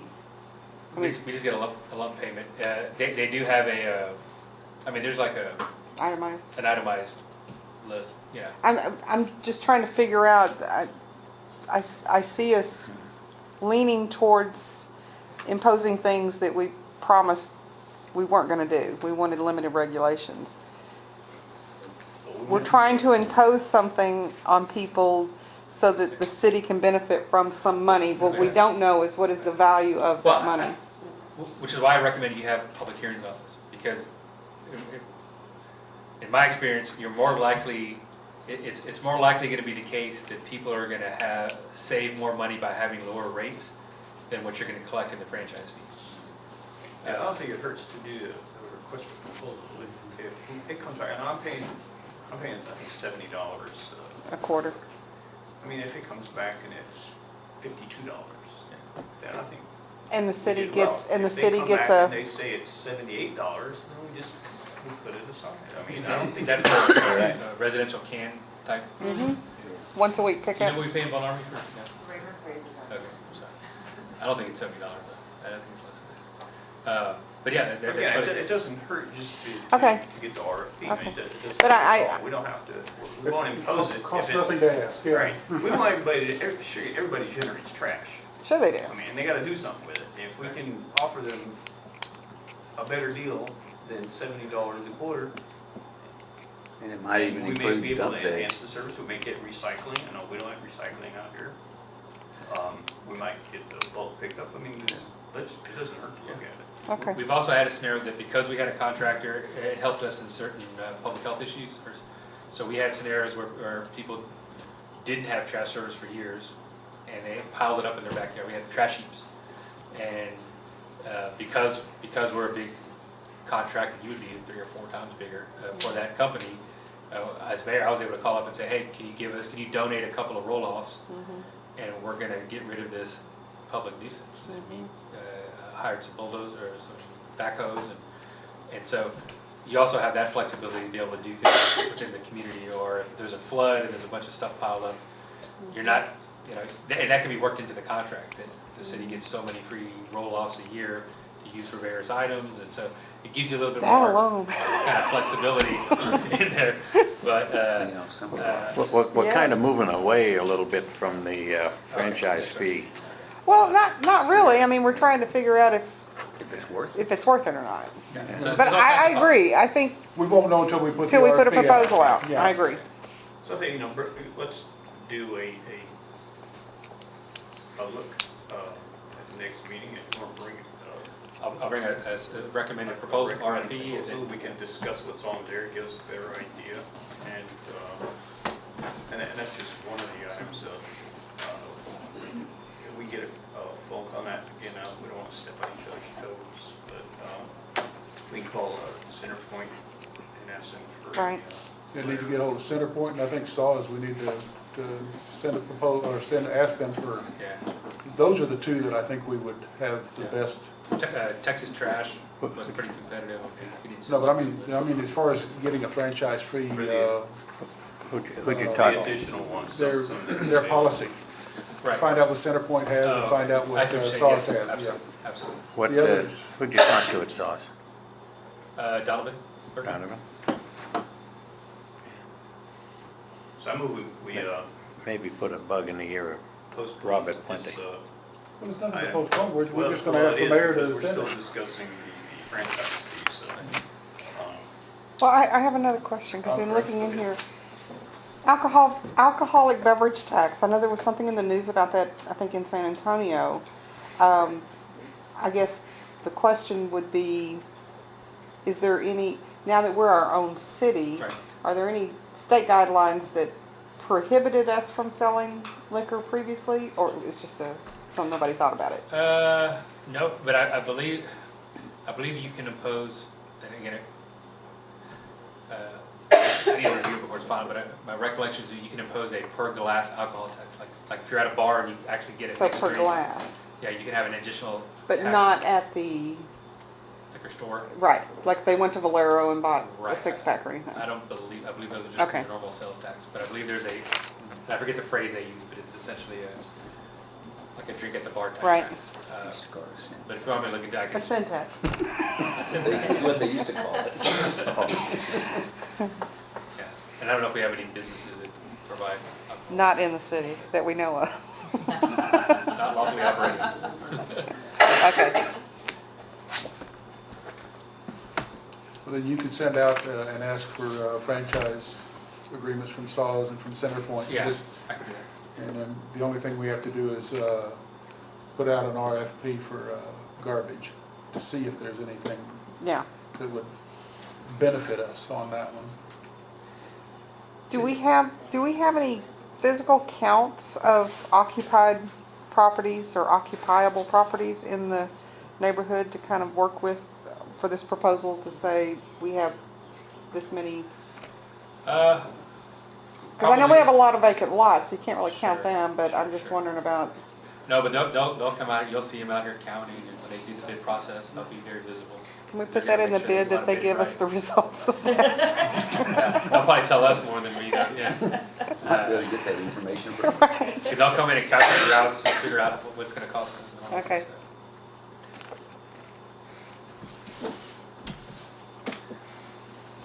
All right. Okay. Is this the only copy? Because when I opened it, Well, Sorry, yeah. I'm going to keep it a little bit longer. I'm Okay, going to read that's through it. Okay, so we've basically come up with, we're going to go out with RFPs.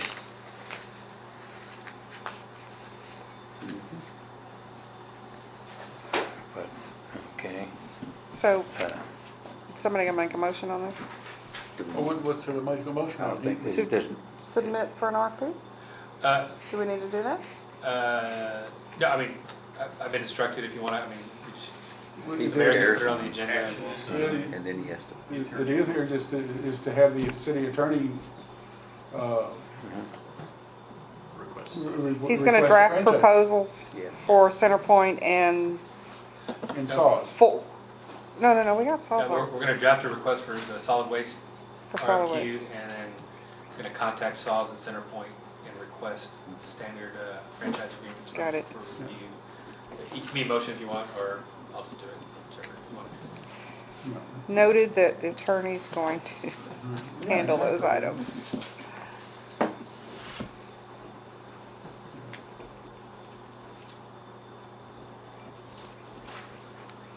You know, Centerpoint's only in here for half of Shady Forest and Waterwood Pass. Not really.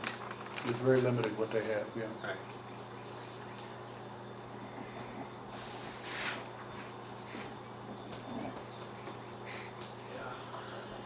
I have it.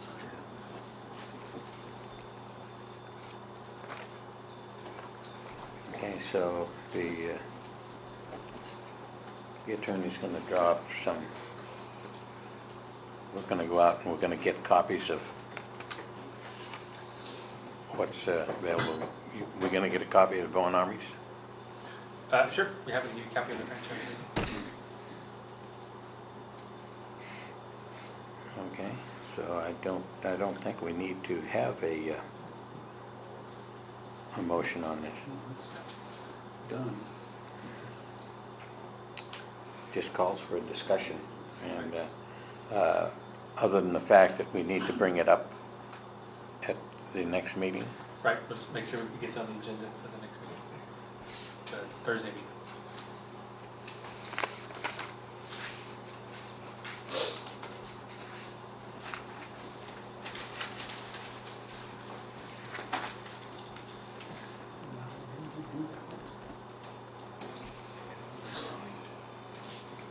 Okay. Okay. I know we're getting close to the end of the agenda, but I would like to maybe suggest that we break for lunch or we move item 9 to the end. And I say that because I do have someone from ESD 6 who's coming out. They're going to be here about They're 2. here. Oh, is Commissioner Lopez not coming? So I got here first. Oh, okay. Take care of it. Well, I was told he'll be here at 2. Yeah, So- we'll stop and- I don't know if y'all want to rearrange the agenda or break for lunch, or what do we want to do? Work through it so we can go home. Yes. You know, It's Saturday. I can't speak for everybody, but unequivocally, I can live off of my fat for just a little bit longer. Okay. So, should we wait on Commissioner Lopez? No, I'll stop him now. We can take care of it now? Okay, perfect. Okay. Well, if you want to review the ordinance, the resolution, it's very straightforward. It just says that we find it's in the public health and the safety of the residents that the city remains serviced by ESD 6. And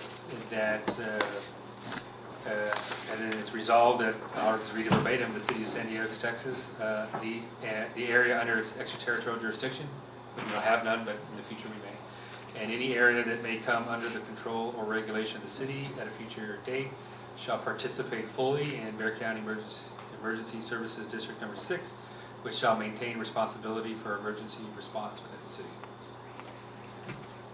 Straightforward. And that would apply only while ESD 6 is in existence? If something happens here in the future to where it no longer exists, or somebody combines and then all of a sudden it's no longer called that? It would apply to its successors. I mean, if Yeah, that were to happen, I'm sure the city would be part of that discussion. And if the city at some time in the future decided to go with their own volunteer fire department, is there, we can, Yeah. would that have to go with referendum to come out of this? Or Yeah, how there's a does that- provision in the ESD code that for you to actually carve yourself out, Okay. and that's its own process. Okay. So this is, and this is just a restatement of existing law. So the act of incorporation doesn't do anything to change the relationship between an existing ESD and the area that it services. So this is just a kind of a restatement that that's our intent or whatever. It doesn't actually change anything or trigger anything.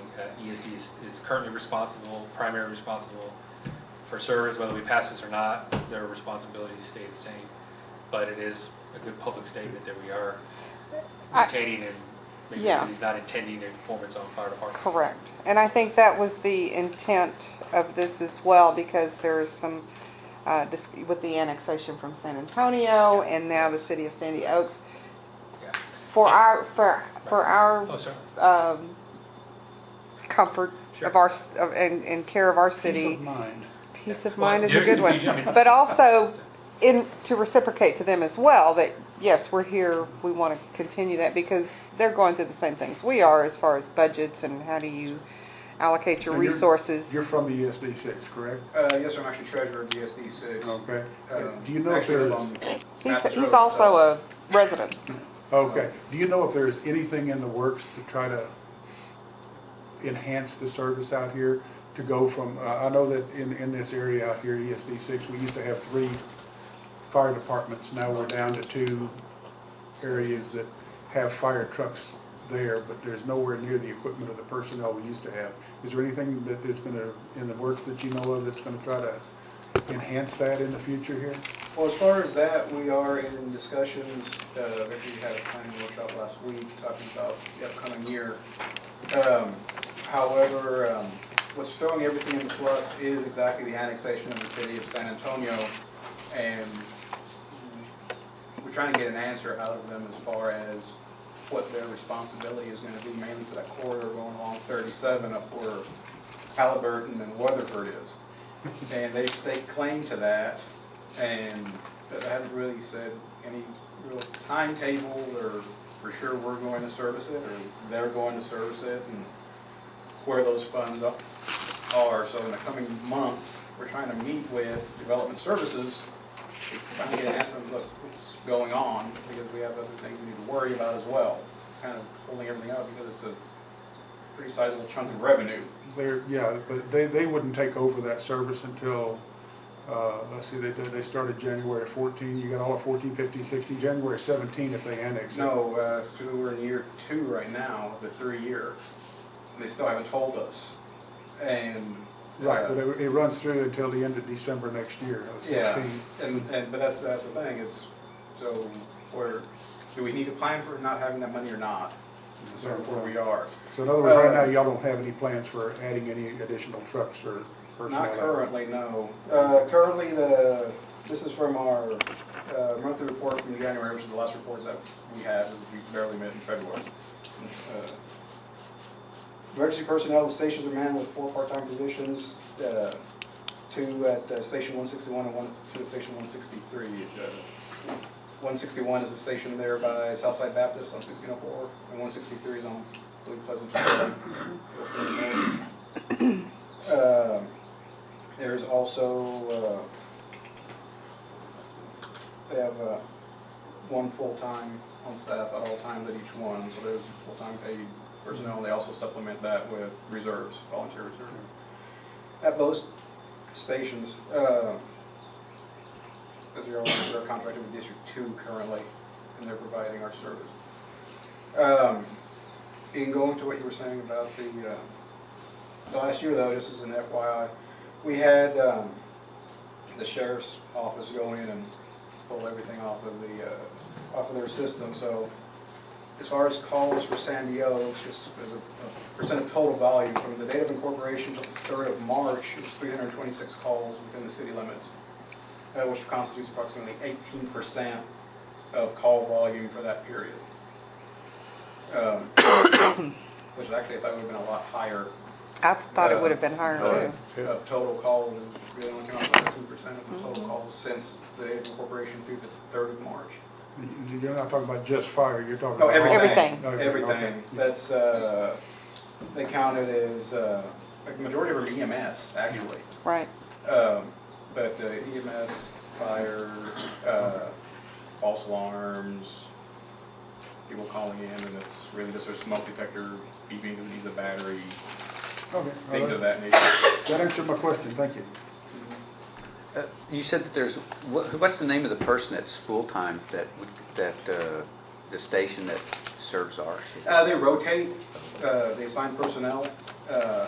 The actual fire chief is Mr. Castillo. He's out of their main station up at 2. And I gave me your contact information, I don't have it. So Actually, I was out on a charity event, had to run to the house real quick to get some of my notes. So the full-time employee, that's Mr. Castillo? No, he's just the fire chief. We actually have 2 full-time firefighters, a full-time firefighter at each station at least, in addition to the part-timers and the reserves. What's their names, the full-time? Like I said, those rotate. I'm not too sure who's on duty this week. Well, how many of them do you have? Full-times? It's the full complement of 2. It's 2? So, so they rotate out staff. I believe it's every week or 2 weeks. So there's On an 2 assignment full-time? schedule. Yes, sir. One at 161 and one at 163. How can they work full-time? They're on There's 24-hour only- shift, yeah. And then I believe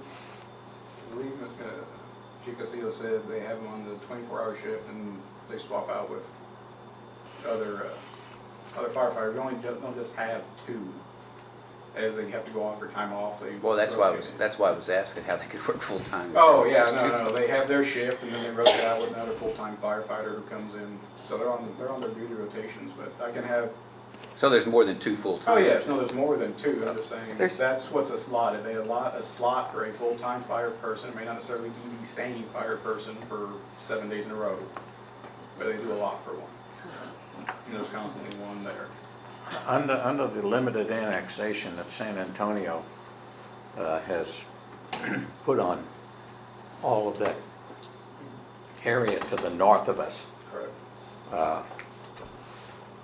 is ESD 6 still responsible for fighting any? Currently we are, because they have not told us to stop. And And that's the cause of contention. Well, I was going to ask, and under that program, they're not reimbursing? Geez. That's what I'm saying, that's Yeah. kind of the point of contention we're having with them at the moment, especially since we're trying to plan our budgets. We're trying to get equipment back, like you said, and increase our ISO rating and things of that nature to help bring down That's insurance important. rates. Yes. And we're working on all that, and it's like, well, we need to plan on funding, so that's kind of our issue. We're still responding to those areas, but they haven't told us to stop. We're required to do it because it's within our jurisdiction. And we just need that clarification. Sort of like with y'all, we just want to make sure, hey, we're still doing this. I'm sure everything's fine, it's the same with the city, like, we're still going, what are we gonna do going forward? And, Mr. Rosenberg is the Lord's attorney, and he's helping us, and we're getting in touch with building services, and like I said, it's not this coming week, the week after, we're gonna have a meeting with them, at the city. Chris, do you have plans in the future to add stations? Well, currently, we are in talks to actually purchase the land that Station 161 is on, the one there by Southside Baptist. We actually leased that property from Mr. Lopez. If you ever go by it, he has a big brick house up on the left-hand side. He owns an entire piece of property. So we're actually in negotiation with him on purchasing the part of the station. It's approximately 3 acres to improve that area and build up the station there. As far as building one closer to this side of the district, we currently don't have any plans. We'd like to, but fund-wise, we're just not in a position to look at anything right now. While you're looking at that purchase, along with those plans, you're looking to actually build a structure to put your vehicles in? Yes. Actually, it's not going to be anything as grandiose as what you see in San Antonio. We're looking for something at least for our equipment, so we'll be sheltered from the elements, which will increase our ISO rating. But that's kind of where we are right now. And So you do have plans? yeah, we do have plans to improve your facilities or other. correct. And we do have another piece of property on. It's on Pleasanton. Pleasanton Road, yeah. Right. That we're looking at, but it's so close to 161. Not sure if building a station that makes sense. We have them right next to So each what would other. you say the majority of your calls are from that station? The one that you serve? You're on the 37 corridor, and there may be car accidents. I was going to say, I made notes from the last meeting for January. Now, this was not specific to our neighborhood, but it was the ESD. Chris, correct me if I'm wrong. Was that combined 2 and 6 or just 6? No, it's just us. Just 6, okay. So in the month of January, there were 195 total calls. 129 of those were EMS. 6 were medical alerts, and 12 were motor vehicle accidents. And none were for structure fires? Let's see, out of Station 161, there were 3 fire alarms, and 163, 1 fire alarm. The rest were, 29 of them were EMS related. Not that many fires. Wonder why the insurance companies are screaming so loud. So for EMS, you roll all your vehicles? Well, they roll 8 truck on a, just as a support to get there, because mainly they Yeah. are auto accidents, they have to secure the scene, they're the Yeah. first responder until the ambulance But gets even there. for like. Traffic when control. When EMS rolls out here, if it's a 911 call. Yeah, the they'll send a ambulance, truck. the truck comes, one truck? Yeah, one. And they explain that. I'd never quite thought of it before, but they explain that they're basically securing the scene so that if another vehicle has an accident, they're not hitting the people there. They're kind of like a barrier is the purpose of that. I do know that Chief Ortiz did talk about the mapping. Do you have an update on that? The mapping on. From the calls. Oh, that's where I got this information. I'm sorry, like I said, I didn't know it was coming in, so I have copies for everybody. But this is the best they could come up with. The county, as far as putting those boundaries, and each dot represents a call. Now, there are 326 total, but there aren't 326 dots. So obviously, they're going to some locations more than once. And that is, like I said, that's since date of incorporation through the 3rd of March. You see a lot along Mathis and a lot along Priest. And those are definitely like the auto accident. And if they have some way where they can kind of like flip it and tilt it and this and the other, and the computer can actually see how they're stacked on each other, and apparently a lot of those spots have Yeah, that's something you can tell there's double dots on them there, yeah. Now, I think they were doing that for all of ESD 6 as well. Yes, we don't have the complete ESD yet. Okay. And the purpose of that was to help them in making a decision on where to place a structure, depending on where the calls are originating. And just out of curiosity, and you may not be able to answer this, but as far as the ESD tax is concerned, for our residents, how does it differ for a commercial property? Is it the same, based on the same No, it's property the value? same as So- the property so like- valuation as far as I know. So like Dillon, you know, they have just a small building there, they've got, Still you one know, of 40, that. 50 trucks sitting there. It's, as far as I know, it's the Same. same, it's just based off property value. So it's at, it's at 10 cents per 100, you know. Yeah, so in the event you were to pick up your stuff down there on the 37th corridor, those big companies there, it'd be really big bang for their buck. And that's why the city annexed. Well, but I mean, along with it, you know, the responsibility for all Correct. those vehicles. And Should something that's what we're happen, hoping, I mean, not what we're hoping, but if they annex it, it's like, well, if you break it, you bought it, you know, I mean, you want to annex it, that's fine, But- but service it. Until the 3 years is up, though, the ESD2 Until still further collects notice. the it still collects the tax on those properties, or still gets the tax? I know what we did for last year, Okay. we got that in January, February, I'm not too sure about this year.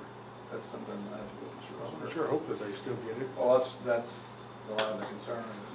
If you call them telling us to go, we want to make sure we're, and it's heaven forbid, you know, doesn't happen at one of those, it's not, like a residential fire, those things are, God knows what they have with them. We actually had a meeting, Tricia Lopez, vice president of the board, actually had a meeting with them. There's had a couple with them just to make sure what y'all have here, what we deal with.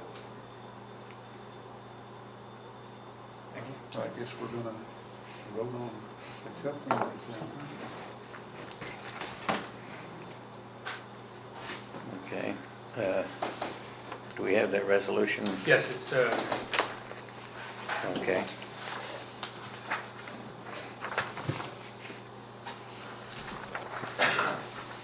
So I'm not thinking, don't forget to this resolution. And we have, As Steve, okay.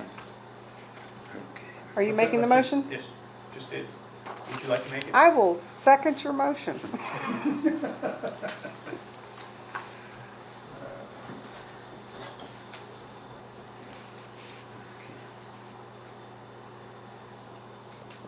Okay, we have a motion on the floor to accept the resolution that's making the Emergency Services District 6 the official fire protection service for the city of Sandy Oaks. I don't know if it's just fire, it's fire and emergency. Oh, yeah, we said emergency. the emergency Emergency services. services. Emergency services. Motion was made by Mr. Tremblay, seconded by Ms. Ball. All those in favor? It's unanimous, and let's do this right now. This is the, what's the date, 14th? 14? Yesterday was Friday the 13th. It was. You just realized it?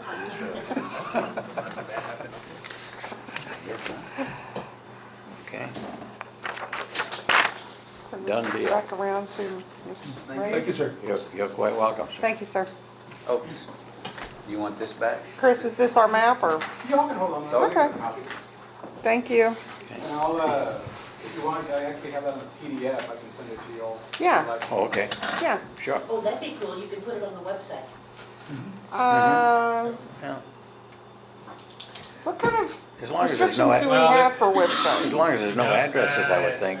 I mean, I Is that think a it's. general rule, anything that's medical related that can be identified with the patient, Mm, usually falls under HIPAA. yeah. There's no direct patient information. You'd be okay?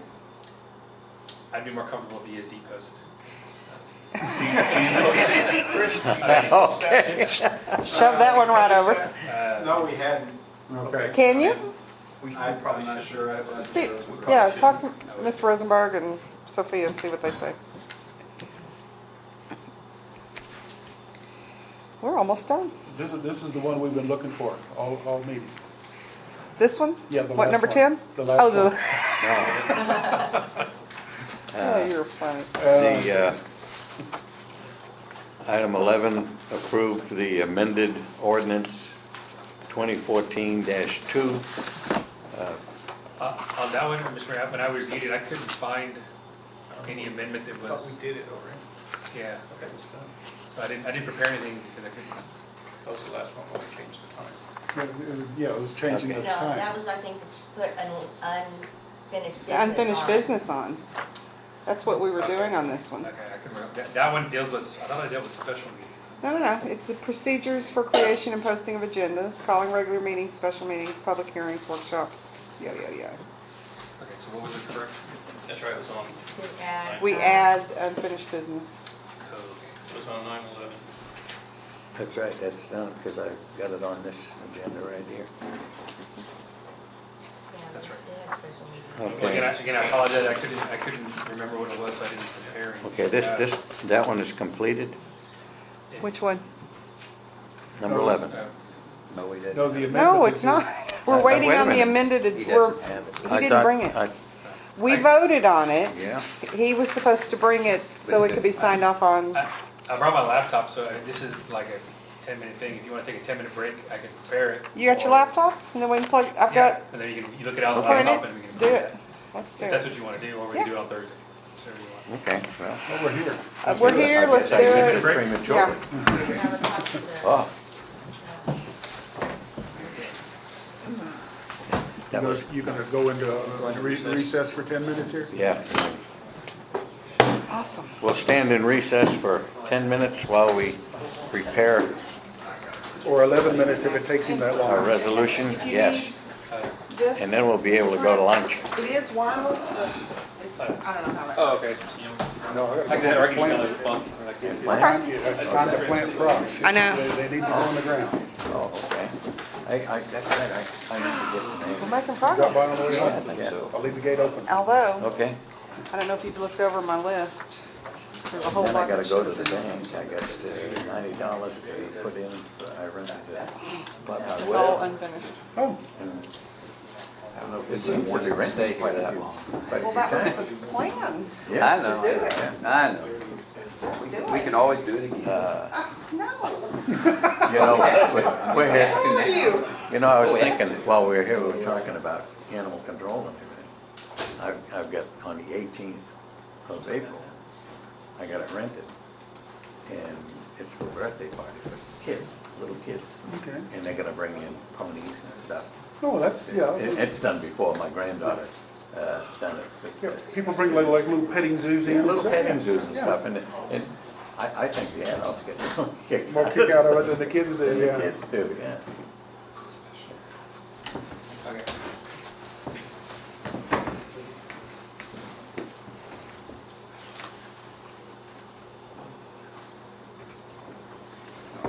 Well, this is the gizmo that lets us go beyond, this is the gizmo that lets us go beyond 9 o'clock at night. Oh, So who recall, so it's a, Well, we we're could- going to add a unfinished Not even business better than a section crowbar. where items will be put in, right. and it'll be heard first. First, yes, it goes at the top of the list. Unheard business goes first. Do they, the people that were living over there, do they still watch children?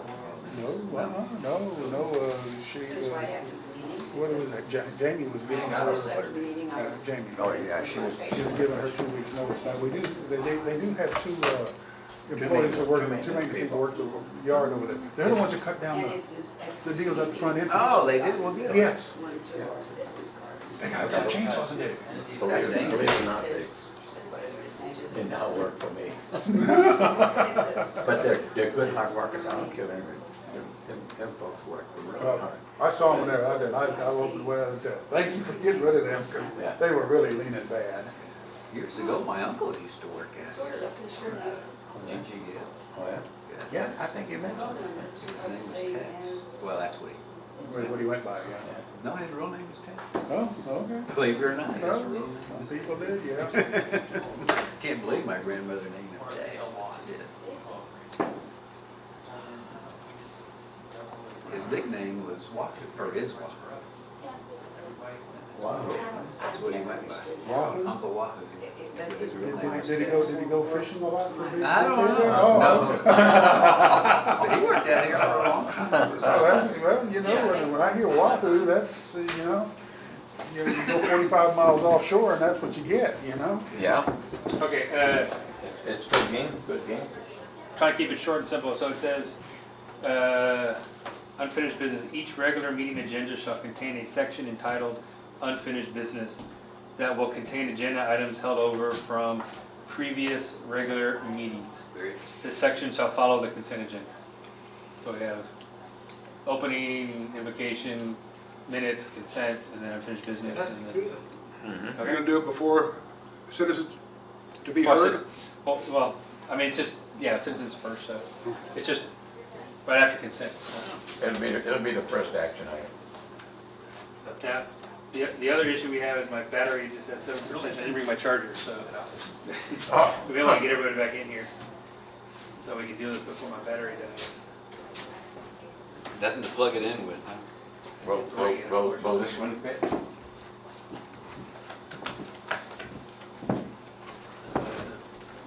No, In the back of it? no, it's got that little round. Oh, yeah, it needs a regular. So.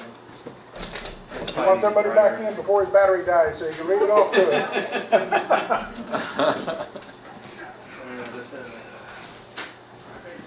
This is 1 second. So we're good. I got 9%, so we're good. Okay.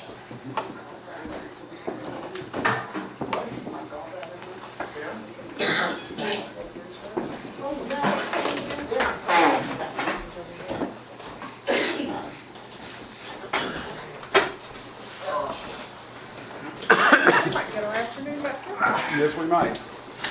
I might get some crops planted this afternoon. Is this all of it right here? Did we do any of these today? Some of them, I checked off the ones that we did, but there's, I got them all out in flats out there, they're I growing, had they're this looking list, right so I out. used It's it all. time to get them in the ground. This one kind of, we already have it. I'm big on my vegetables. True.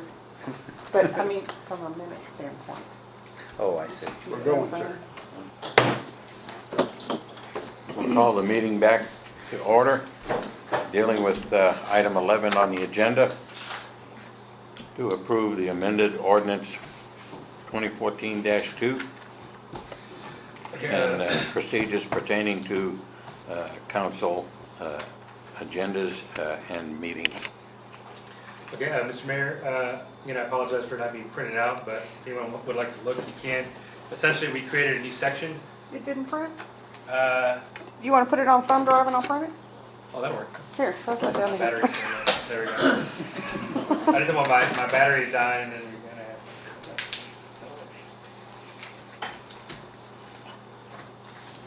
I brought extra thumb drives just in case. I think that's a good idea. Yeah, they're great. Should it be a Word doc or does it need to be like a PDF? If you can do it as a JPEG, it'll print a lot easier. Can you save it as a image? JPEG. File That's a format. herky-jerky motion. No, it's Word or PDF, webpage. Either one will work because I can print it from my computer. I'll just plug it in here and print it over there. I've got that printer set up in here.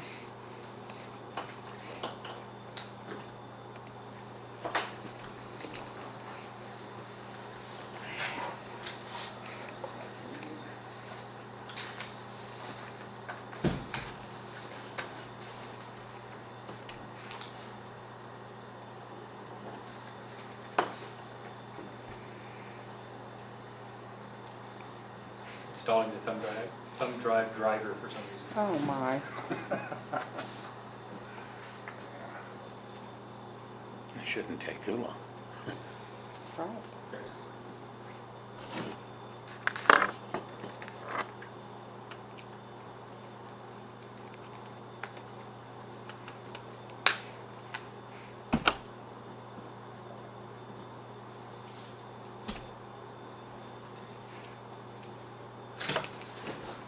As a PDF. Let's see if we can get this to print quick.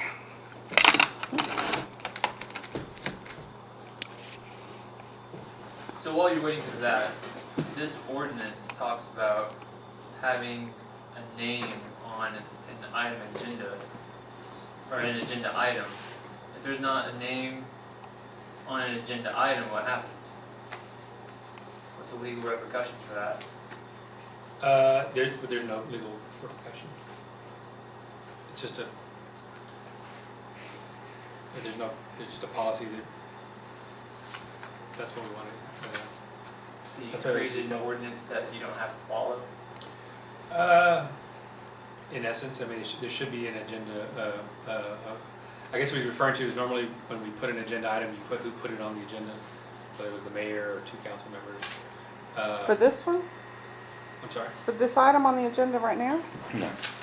No, Item the 11? original ordinance. There's no words. But since it's a requirement, or it's an additional, there's nothing statutorily that requires that. It's something that the council decided to do, I guess, to get the public information on who was putting that on the agenda. There's no penalty or issue, other than it should be done.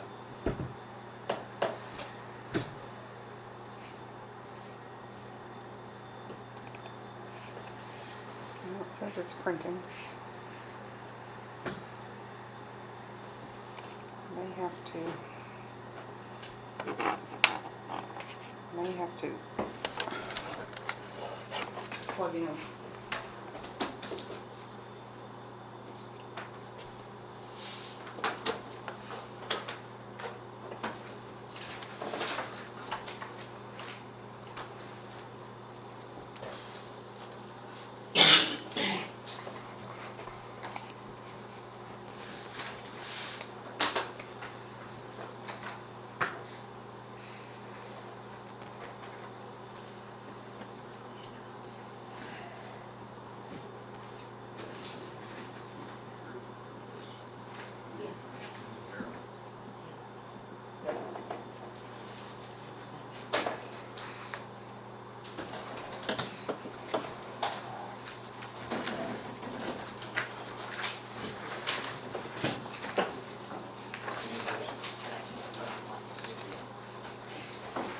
Not on the print? It's printing. No.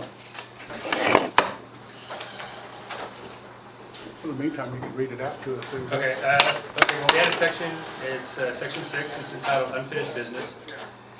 It says, each regular meeting agenda shall contain a section entitled, and it quotes, Unfinished Business, that will contain agenda items held over from previous regular meetings. This section shall follow the consent agenda. And then we restyled the previous section 6 as section 7, and and then on the byline, we just note that it was amended today. So rather than, when you do a small amendment, rather than creating a whole new ordinance, here you'll have the, like the legislative history, passed on this date, amended on this date. So if someone wants to come back, they can find it in the minutes where those changes occurred. So if you want to pass it down, section 6 is really the only substantive change, which is on page 2, I believe. So you just took the original one that we did and just We're amending the existing ordinance Right. versus, we're not creating a whole new rewriting ordinance. the whole thing? Does that need to be signed? Yes.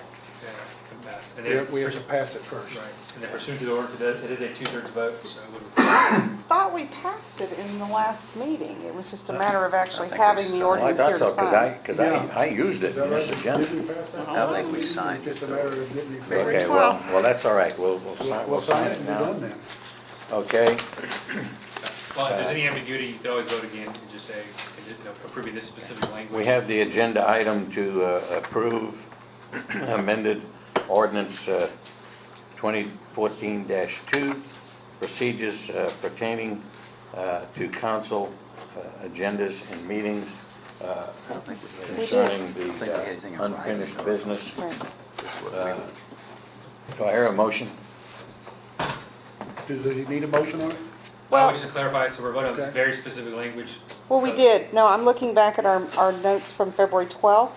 We did? Discuss a requirement that any agenda item stating unfinished business be listed on all agendas in accordance with Robert's Rules of Order, and it was passed unanimous.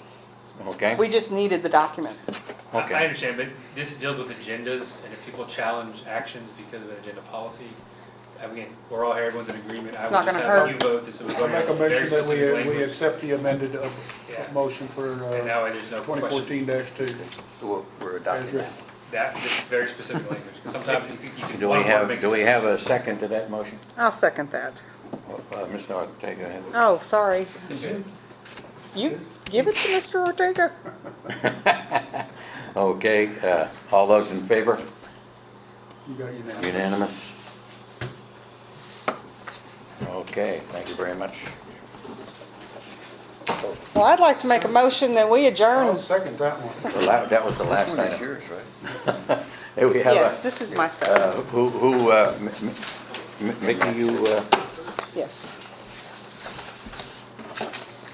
okay. Who seconded? Mr. Gay?